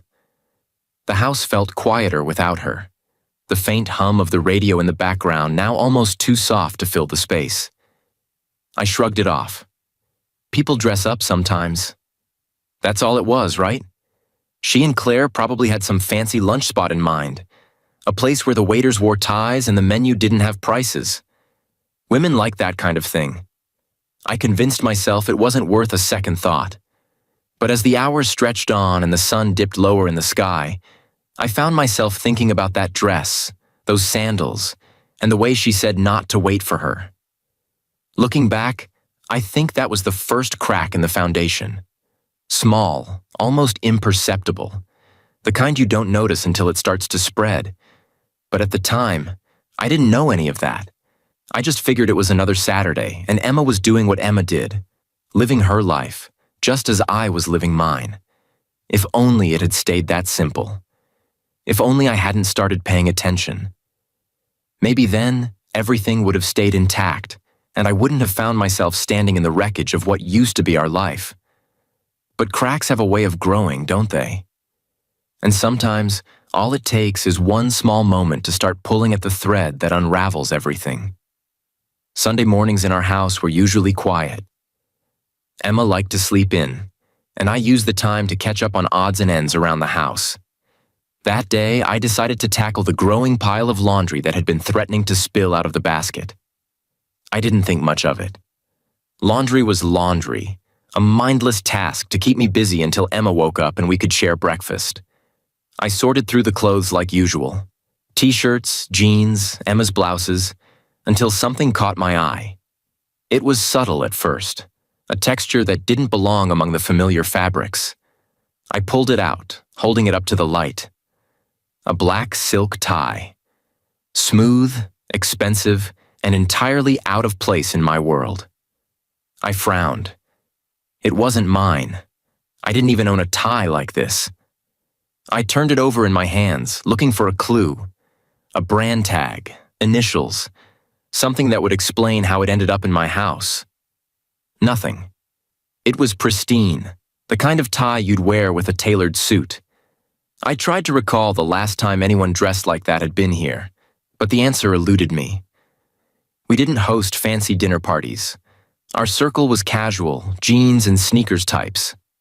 The tie didn't belong. At first, I told myself it was nothing. Maybe it had been left behind after some long-forgotten gathering. Or maybe Emma borrowed it for a reason I couldn't fathom. It wasn't unusual for her to help friends plan events or pick up stray items. But still, something about it nagged at me. I hung it on the edge of the laundry room cabinet and walked away. It didn't feel worth confronting her about. Not yet. I wasn't the kind of guy to make a scene over something so trivial. But the thought lingered. Every time I passed the laundry room, the tie was there. A quiet reminder that I didn't have an answer. Later that evening, Emma came home. She seemed relaxed, glowing even, like someone who had spent the day unwinding. We sat in the living room, her scrolling through her phone while I flipped aimlessly through TV channels. The tie was still on my mind, so I decided to ask casually, as if it had only just occurred to me. "Hey, do you know where that tie came from? The one in the laundry?" Her eyes flicked toward the laundry room, and for a brief moment, a split second, her brow creased. It was subtle, the kind of thing most people wouldn't catch. Then she laughed, light and easy. "Oh, that's James. We were helping him prepare for his anniversary party last week. I must have accidentally thrown it in my bag." The answer was smooth. Practiced, almost, but not unbelievable. James was a mutual friend, the kind of guy who would wear a tie like that. It made sense. Yet something in her tone didn't sit right with me. I nodded, letting it go. "Makes sense," I said, keeping my voice even. But as she turned back to her phone, I couldn't help but notice how quickly the crease in her brow had disappeared. Like a door closing, shutting off whatever had been there for that brief, fleeting moment. That night, as I lay in bed, I thought about the tie, about her answer, about the way her laugh had felt just a little too light, her explanation a little too polished. It wasn't enough to accuse her of anything, but it was enough to plant a seed. Looking back, it's strange how something so small can hold so much weight. A tie. Just a piece of fabric. But in that moment, it became something more. A question I couldn't shake. A mystery that felt like it might grow if I didn't keep an eye on it. I told myself to let it go. To trust her. But trust is a fragile thing. And once it's cracked, no matter how small the crack, you can't help but wonder when it'll shatter. By the following weekend, I thought the tie was behind me. Emma had offered an explanation, and there was no concrete reason to doubt her. But something about that moment, the faint crease in her brow, the practiced tone of her answer, stayed lodged in the back of my mind like a splinter. And it wasn't long before another oddity surfaced. It started innocently enough.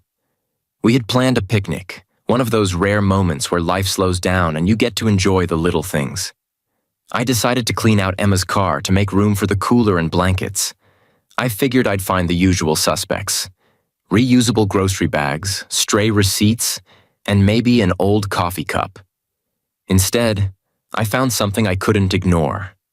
Tucked into the corner of the trunk, partially hidden beneath an umbrella, was a small velvet box. My heart did a strange little lurch as I picked it up. It was heavier than I expected, the kind of weight that suggests value. Slowly, I opened it. Inside were a pair of gold cufflinks, polished to a mirror shine. They were engraved with the initials AR. I stared at them for a long moment, my mind racing. They were elegant, the kind of accessory a man would wear to a high-end business meeting or a black tie event. Definitely not mine. And while Emma was meticulous about her things, this wasn't something she'd casually toss in her trunk. Who was AR? I closed the box, my fingers lingering on the velvet. Should I confront her right away? Number not yet. I needed to think, to process. So I put the box back exactly where I found it and went about cleaning the car as if nothing had happened. That night, the cufflinks gnawed at me. When we were in bed, lights off and the room bathed in the faint glow of the street lamp outside, I decided to bring them up. My voice was casual, almost disinterested. "I found cufflinks in your car today," I said into the dark. Emma shifted beside me, propping herself up on one elbow.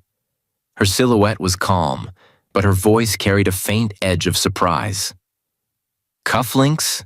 she repeated, as if she hadn't heard me right. "Oh, those must be Richard's. We were organizing an auction at work, and he asked me to hold on to them. I forgot they were there." Her explanation was quick, smooth, too smooth. But there was nothing in her tone that hinted at panic. If anything, she sounded slightly annoyed at herself for being forgetful. I couldn't find a crack in her story, so I nodded. "Makes sense," I said, rolling onto my back. But it didn't make sense. Not entirely. The box had been in the trunk, buried under other items. If she was holding on to them for a work event, why not keep them in her office or somewhere more accessible? And why hadn't she mentioned them until now? Over the next few days, I started noticing patterns. Little things. Her phone, which she used to leave face up on the counter, was now always face down. She began staying out later, often citing vague excuses about work or last-minute plans with friends. When I asked about her day, her answers were polished but brief, as if she were reading from a script. I told myself I was being paranoid, that I was stringing together unrelated events to create a story that wasn't there. But each new inconsistency felt like another thread being pulled from the fabric of our life together. Then, there was the gym. Emma had always been diligent about staying fit, but her routine became more erratic. Extra trips on weekdays, spontaneous sessions on weekends. When I offered to join her for a class, she laughed and said it was her alone time. None of it was damning on its own. A tie, cufflinks, extra gym visits. But together, they started forming a picture I didn't want to see. I found myself retracing her steps in my mind, replaying conversations, analyzing her tone of voice. There was nothing concrete to confront her with, but the distance between us was growing. I wasn't the kind of man to jump to conclusions, but I wasn't stupid either. Emma had always been an open book, but now it felt like she was writing entire chapters without me. The trust that had once been the foundation of our marriage was beginning to crack. And the thing about cracks? They only get bigger if you ignore them. By this point, I couldn't ignore the feeling gnawing at me. Something was off. Emma's explanations were always neat and polished, almost rehearsed, and though they aligned with the evidence, they left a bitter aftertaste. It wasn't jealousy, and it wasn't paranoia. It was something deeper, an instinct I couldn't silence. But I wasn't ready to confront her outright. If I was going to take that step, I needed proof. Real, undeniable proof. I decided to proceed carefully, methodically. Emma was sharp, and if she was hiding something, she was doing it masterfully. One misstep on my part could ruin everything. I started with a simple, subtle test. One evening, Emma told me she'd be out with Claire again, this time for dinner at a restaurant they frequented. It sounded routine, nothing out of the ordinary. But I decided to call her about 45 minutes after she left, under the pretense of needing her help finding something. "Hey, Emma," I said, keeping my voice casual. "Sorry to bother you, but I can't find the kitchen renovation contract. Do you remember where it is?" There was a pause on the other end, just long enough to make me wonder if I'd caught her off guard. Then, her tone softened, steady as always. "Oh, it's in the blue folder in the hallway drawer. You must have missed it." I listened carefully, not just to her voice, but to the background noise. I could hear the faint hum of conversations, the occasional clink of glass, and soft music, exactly what you'd expect at a restaurant. Everything checked out. She even asked if I'd eaten dinner, a thoughtful question that seemed to reaffirm her innocence. But just as I was about to hang up, I caught something.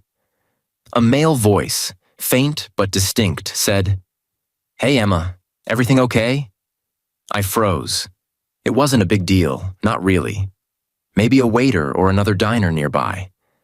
But the familiarity in his tone didn't sit right with me. The next day, I checked the drawer she'd mentioned. The contract was there, exactly where she said it would be. Everything lined up. Yet that voice still lingered in my mind. The second phase of my plan required a little more effort. I had a GPS tracker, something I used during road trips to avoid getting lost. It was small, discreet, and easy to install. That morning, while Emma was in the shower, I slipped it into the trunk of her car, hidden under the carpet. It was secure, almost invisible, and linked to an app on my phone. That evening, when Emma left for another supposed outing with Claire, I opened the app and watched her route. At first, everything seemed normal. She drove directly to the restaurant where they often met. For about 2 hours, the car remained stationary. Then, as the third hour ticked by, the car started moving again. This time, the tracker showed her heading toward a quiet residential area. I knew the area well. It wasn't near any restaurants, shops, or landmarks. My pulse quickened as I stared at the blinking dot on the screen. When Emma came home later that night, I tried to sound as casual as possible. "How was dinner? Did you stop anywhere else afterward?" She smiled, her expression as calm as ever. "Oh, yes.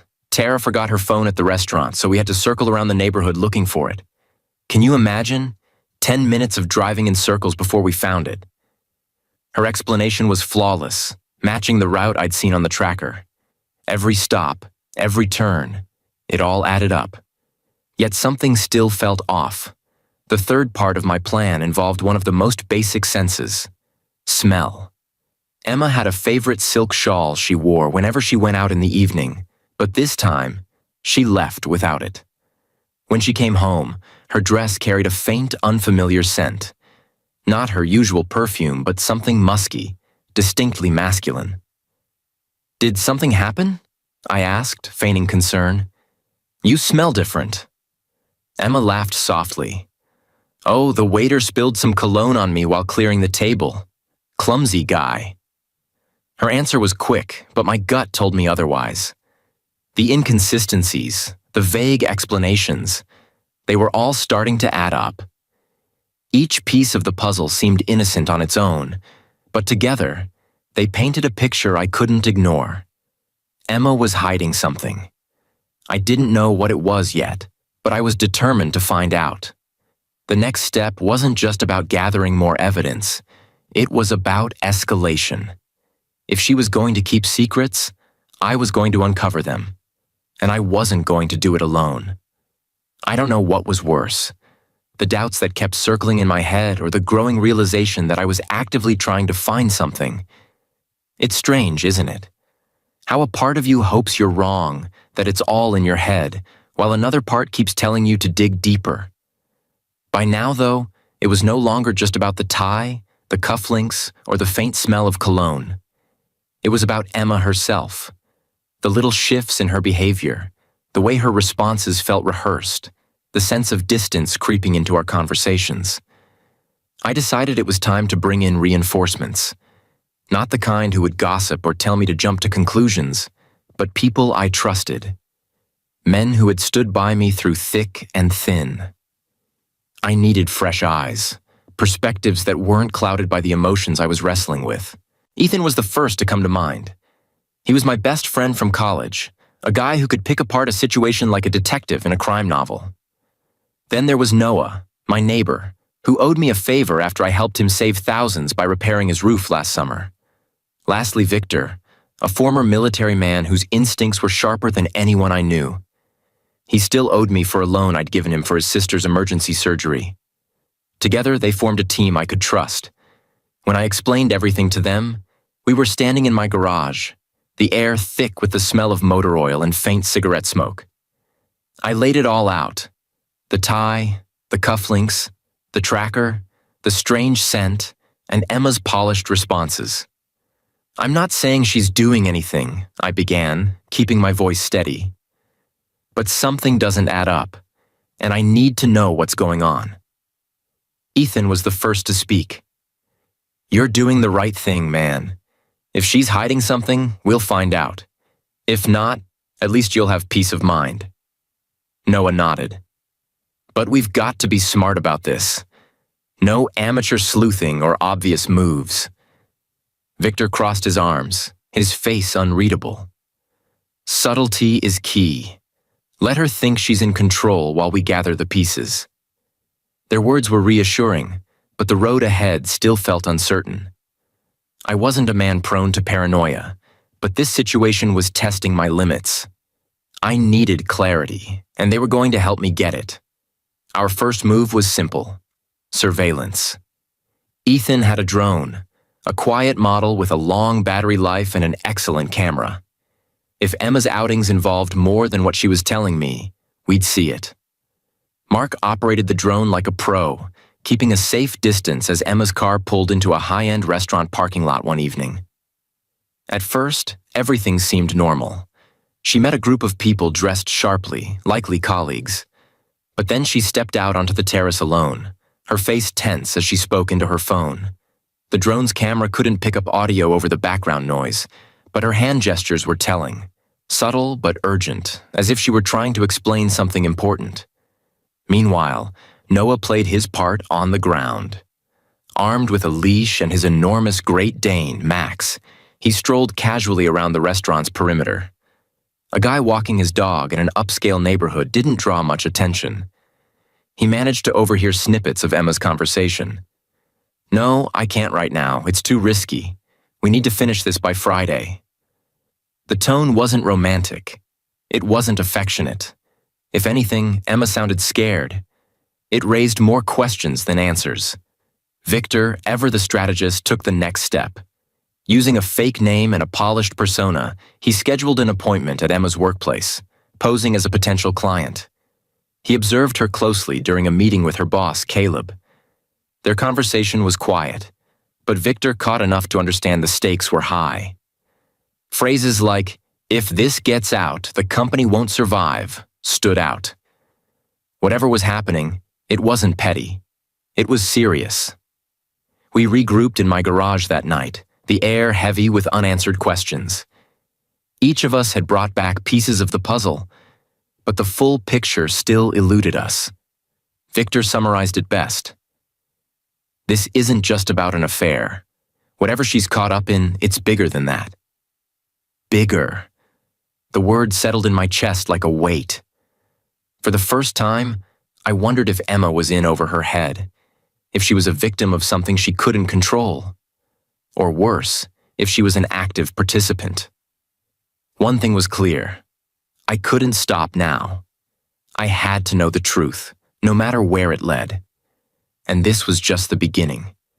The pieces of the puzzle were starting to come together, but they didn't make a complete picture. Yet, the tie, the cufflinks, the faint male voice, the cryptic snippets of conversation overheard at the restaurant. None of it screamed outright betrayal, but it didn't sit right either. It was as though Emma had built a carefully curated facade, and no matter how polished it seemed, tiny cracks were beginning to form. Victor's observation from her workplace stuck with me. If this gets out, the company won't survive. Those words echoed in my head. What could be so damaging, so dangerous, that it had both Emma and her boss, Caleb, speaking in hushed tones behind closed doors? And why did Emma look so tense when she thought no one was watching? I decided it was time for more direct action. I wasn't going to confront her, not yet, but I needed to get closer, to observe her in her natural environment without her knowing. That's when Ethan came through with an idea. "I've got something for you," he said one night as we gathered in the garage. He pulled out a sleek velvet box and opened it. Inside was a pen, polished, elegant, and entirely unassuming. "It's not just a pen," he explained, turning it over to reveal a tiny, nearly invisible camera embedded near the clip. "Give her this. Say it's a corporate gift or something. She'll never suspect it." It was perfect, a simple, unobtrusive way to keep an eye on her office interactions. The next morning, I left it on the kitchen counter with a note. "Thought you'd like this for work. Looks professional. R." When Emma saw it, she smiled, thanked me, and tucked it into her bag without a second thought. That evening, as I reviewed the footage with Ethan and Noah, my stomach tightened. The camera was angled slightly askew, capturing only part of her desk and the doorway. At first, the day's activity seemed routine. Emma typing away on her laptop, taking calls, and occasionally glancing at her phone. But then Caleb walked in.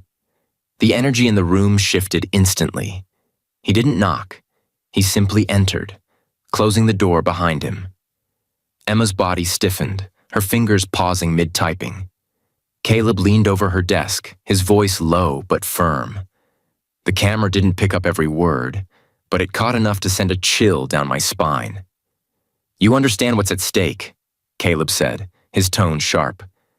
"This isn't optional, Emma." Her voice, when she finally responded, was quiet, hesitant. "I know, but I'm running out of time. I don't want to do this." "You don't have a choice," Caleb snapped, cutting her off. "If Alex finds out—" He didn't finish the sentence, but the implication hung heavy in the air. Emma turned her face away from the camera, but her shoulders slumped as though the weight of the world had just settled on them. Caleb straightened, smoothing his tie. "You'll do what needs to be done. You don't want this getting out any more than I do." With that, he left, closing the door behind him. Emma remained seated, her head in her hands, her body trembling ever so slightly. The footage ended there, but it was more than enough. My mind raced with questions. What didn't Emma want me to find out? What was Caleb holding over her? And why did it seem like she was trapped in something much bigger than just the two of us? I didn't sleep that night. I lay awake, staring at the ceiling, trying to make sense of what I'd seen. Part of me wanted to confront her immediately, to demand answers and lay it all bare. But the other part, the rational, calculating part, knew better. I needed more. If I was going to confront Emma, I couldn't go in half-cocked. I needed something undeniable. The next day, I called Victor. "She's in over her head," I said. "But I still don't know how much of this is her doing." Victor didn't miss a beat. Then we keep digging. No assumptions, no accusations, just the facts. And so we pressed on, determined to uncover the truth, no matter how messy or painful it turned out to be. The cracks in Emma's facade were widening, and soon I knew the whole thing would come crashing down. I just wasn't sure if I was ready for what I might find. The footage of Caleb and Emma's tense exchange played on a loop in my mind. I could no longer convince myself this was about a simple misunderstanding or a coincidence. The weight of their words. "If Alex finds out," pressed down on me like a lead blanket. I didn't know whether Emma was a victim or an accomplice. But the time for wondering was over. I needed answers, and I needed them now. The opportunity came sooner than I expected. Emma had left her laptop open in the living room one evening after working late. It was an uncharacteristic move. She usually logged out or took her devices to the bedroom. I waited until she went upstairs to shower, then quietly sat down at the coffee table. My hands hovered over the keyboard, trembling slightly as I debated whether to cross this line. I told myself it wasn't snooping. It was the pursuit of the truth, a necessary step to preserve whatever trust might still exist between us. I clicked on her messaging app, my heart pounding in my ears. The chat window with Caleb was already open, the most recent messages staring back at me like a slap in the face. Caleb asked, "Are you sure about tomorrow? You can still back out." Emma replied, "No. I've made up my mind. I want to move forward." Caleb said again, "The hotel is booked.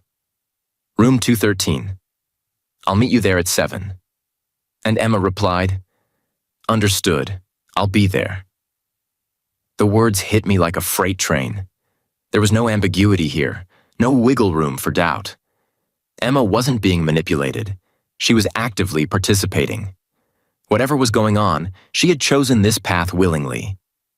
I snapped a picture of the screen with my phone, then carefully closed the laptop and returned it to its original position. I sat back on the couch, staring at nothing, as the realization settled in. She wasn't just hiding something. She was actively deceiving me. The next day, I began preparing for the inevitable confrontation. I couldn't go in blindly, fueled by anger. That would only lead to chaos. No, I needed a plan, a methodical, calculated approach. This wasn't just about satisfying my curiosity anymore. It was about protecting myself, my home, and everything I had worked for. I installed a small camera in Emma's car, carefully tucking it into the dashboard's plastic lining. It was nearly invisible, and with the live feed linked to my phone, I could watch her movements in real time. That evening, when she said she was heading out for a work meeting, I waited until she left and then opened the app. Emma's route was predictable at first. She drove straight to a high-end restaurant downtown, parking in a secluded corner of the lot. Moments later, Caleb appeared, walking briskly to her car and climbing into the passenger seat. My pulse quickened as I watched their interaction unfold. The audio was faint but clear enough to hear the tension in their voices. Caleb said, "Are you sure about this? There's no going back after tonight." Emma replied, "I'm sure. I've been waiting for this for too long." The kiss that followed was brief but unmistakable. She was the one who initiated it, leaning toward him without hesitation. My stomach churned as I watched them pull away, their faces lit with a mix of determination and guilt. They drove off together, the camera tracking their route to a luxury hotel across town. I didn't need to follow them.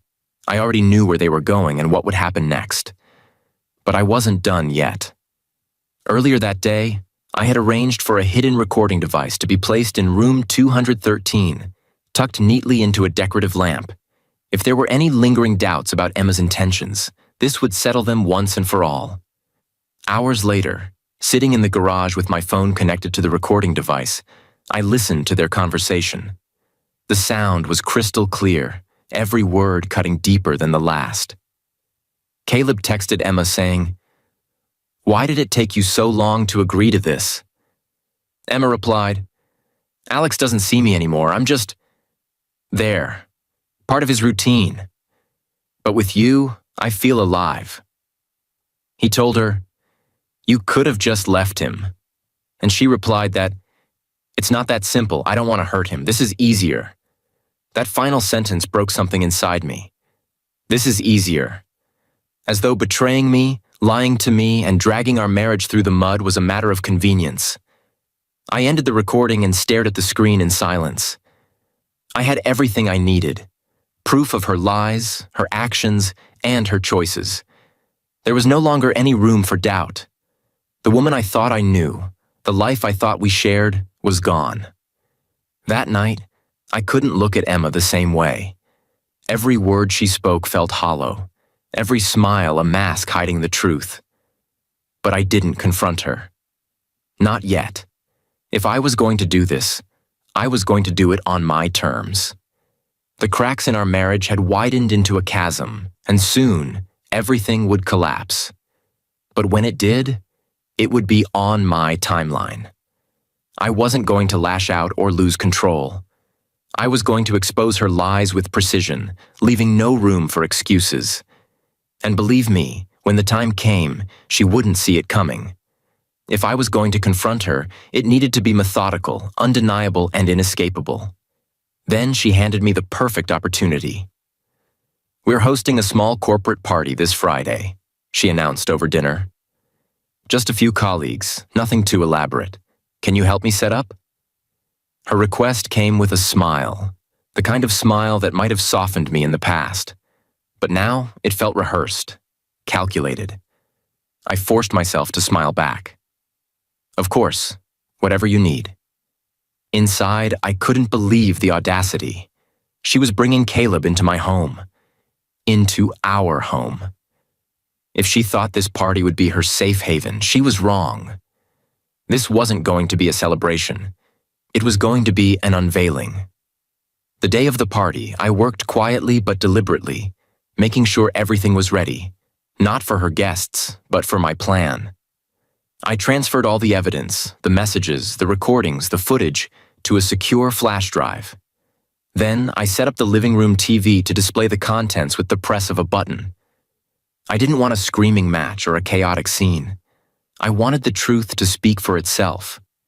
By the time the guests arrived, the house was buzzing with laughter, clinking glasses, and the hum of polite conversation. Emma floated through the room, charming everyone with her smile and effortless grace. She looked radiant, like the woman I'd fallen in love with years ago. But now I saw it for what it was. A performance. Then I saw him. Caleb. He was standing near the drinks table, casually chatting with a group of coworkers. His confidence was palpable, his smile smug. My fists clenched involuntarily, but I forced myself to remain calm. I watched as Emma drifted toward him, her demeanor subtly shifting.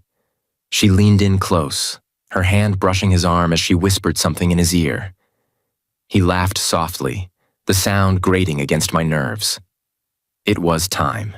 I stepped into the center of the room and clinked a glass to get everyone's attention. The room fell silent, all eyes turning toward me. Emma's gaze lingered on me, her expression curious but calm. Caleb's smile faltered ever so slightly. "Thank you all for coming," I began, my voice steady. "Emma told me this would be a night to remember, and she was right. I'd like to share something with you all, a little insight into the kind of connections we've built here." I picked up the remote and pressed the button. The TV sprang to life, displaying a series of screenshots from Emma's chat with Caleb. The room was so quiet I could hear the hum of the refrigerator in the kitchen. The messages were damning, every word painting a picture of deception and betrayal. Gasps rippled through the crowd, and I turned to see Emma frozen in place, her face drained of color. Caleb, on the other hand, was trying to edge toward the door. "I'm not done," I said, my voice sharp. "Let's move on to the next part." The screen shifted to the footage from the dashboard camera. Their kiss in Emma's car, their conversation about the hotel. The audience's shock turned to murmurs, and then whispers. Finally, I played the audio recording from the hotel room. Emma's voice filled the room, confessing how she felt alive with Caleb, how I had become just part of her routine. Her words echoed like a funeral bell, marking the end of everything we'd built together. Emma's face crumbled as the last recording ended.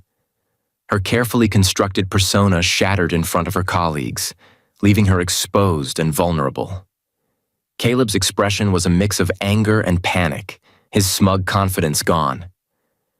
"Alex," Emma began, stepping toward me. "Please, let me explain." "Explain what?" I snapped, cutting her off. "Explain how you lied to me? How you brought him into my home, into our life?" "No, Emma, you don't get to explain. You've already said enough." I turned to Caleb. "Get out of my house, now." He didn't argue. He grabbed his coat and bolted for the door, shoving past stunned guests on his way out. As the murmurs in the room grew louder, I addressed the guests. "The party's over. You're all welcome to leave." One by one, they filed out, some offering awkward apologies, others avoiding my gaze. Emma stood in the center of the room, tears streaming down her face, her shoulders trembling. When the last guest had left, I turned to her. "You destroyed us, Emma," I said, my voice cold. "You destroyed everything, and now you'll face the consequences." I didn't wait for her response. I walked upstairs, leaving her standing alone in the wreckage of the life we had built together. That night, I slept in the guest room, my heart heavy but my resolve unshaken. The next day, I contacted my lawyer. This wasn't just about divorce. It was about making sure she couldn't take anything else from me. And I was just getting started. The next morning, I woke with a clarity I hadn't felt in weeks. The confrontation had laid everything bare, but it wasn't the end. It was only the beginning. I sat at the kitchen table, the house eerily silent, sipping my coffee and planning my next move. Emma had spent the night in the master bedroom. I didn't hear her come downstairs, and I didn't care. She was no longer my concern, not in the way she used to be. I called Lucas Hayes, a divorce attorney with a reputation as ruthless as he was brilliant. When I laid out my case and presented the evidence I had collected, the messages, recordings, and footage, Lucas leaned back in his chair, a smirk curling his lips. "This isn't just a case," he said. "This is a complete obliteration. We'll freeze all joint assets immediately, secure the house, and ensure she walks away with nothing. You want justice, Alex? You'll get it." Lucas wasted no time. By the end of the day, Emma's access to our joint accounts was frozen. Her credit cards were declined at the gas station, and her phone call to me later that afternoon was laced with panic. "Alex, what's going on? I can't access any money. My cards aren't working." "You made your choice, Emma," I said, cutting her off. "This is the beginning of the consequences." I hung up without another word. My voice had been calm, steady, but inside, I felt a storm brewing. This wasn't about revenge. It was about justice, about reclaiming control over a life she had so thoroughly disrupted. Lucas had another ace up his sleeve, the professional implications of Emma and Caleb's affair. He compiled a detailed report, complete with every piece of evidence, and sent it directly to the board of directors at their company. The corporate world is a ruthless place, and scandals like this aren't just frowned upon. They're career-ending. Within days, Caleb was summoned to an emergency meeting. According to Lucas's sources, the chairman didn't mince words. "You've violated our code of conduct, misused your authority, and jeopardized the integrity of this company. You're terminated, effective immediately." There was no severance package, no soft landing. Caleb left the building with a single box of his personal belongings, his reputation in tatters. Emma wasn't spared either. Although she wasn't fired outright, she was suspended indefinitely pending an internal review. In the corporate world, a suspension like that is just a polite precursor to being let go. Her professional life, much like her personal one, was crumbling around her. The courtroom became our final battleground. In our state, adultery was still a significant factor in divorce proceedings, and Lucas made sure every damning piece of evidence was presented. The messages, the recordings, and the footage all entered into public record. The details of Emma's betrayal were laid bare for everyone to see. When the judge delivered the final verdict, it was a clean sweep.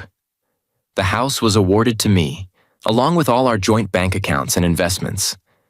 Emma was denied alimony, and she was ordered to cover all legal fees associated with the case. She left the courtroom with nothing, no home, no money, and no safety net. But Lucas wasn't done.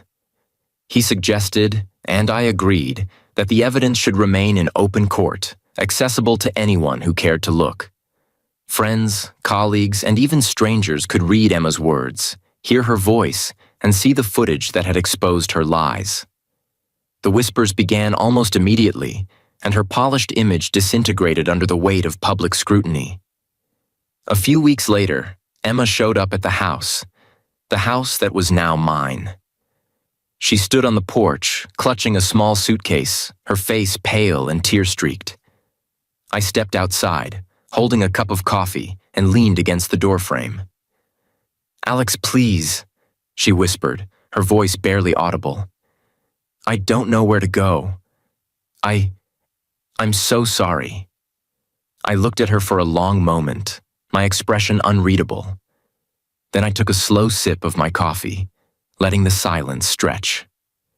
I don't care about your regrets, Emma, I said finally, my tone as cold as the winter wind. You made your choice. Now live with it. She opened her mouth to say something else, but I turned and shut the door in her face. The sound of the latch clicking into place felt final, like the closing of a chapter I never wanted to read again. I stood in the quiet of my home, staring out the window as Emma's figure disappeared down the driveway. For the first time in weeks, I felt something close to peace. The love I had once felt for her was gone, replaced by a cold resolve to rebuild my life on my terms. She had destroyed everything we had, but I hadn't let her win. I had taken back control, piece by piece, and ensured that her betrayal would follow her for the rest of her life. I didn't feel pity. I didn't feel sorrow. All I felt was the satisfaction of knowing that justice had been served. And as I sat back in my chair, sipping my coffee, I realized I didn't just survive the storm. I had weathered it. And now, I was free.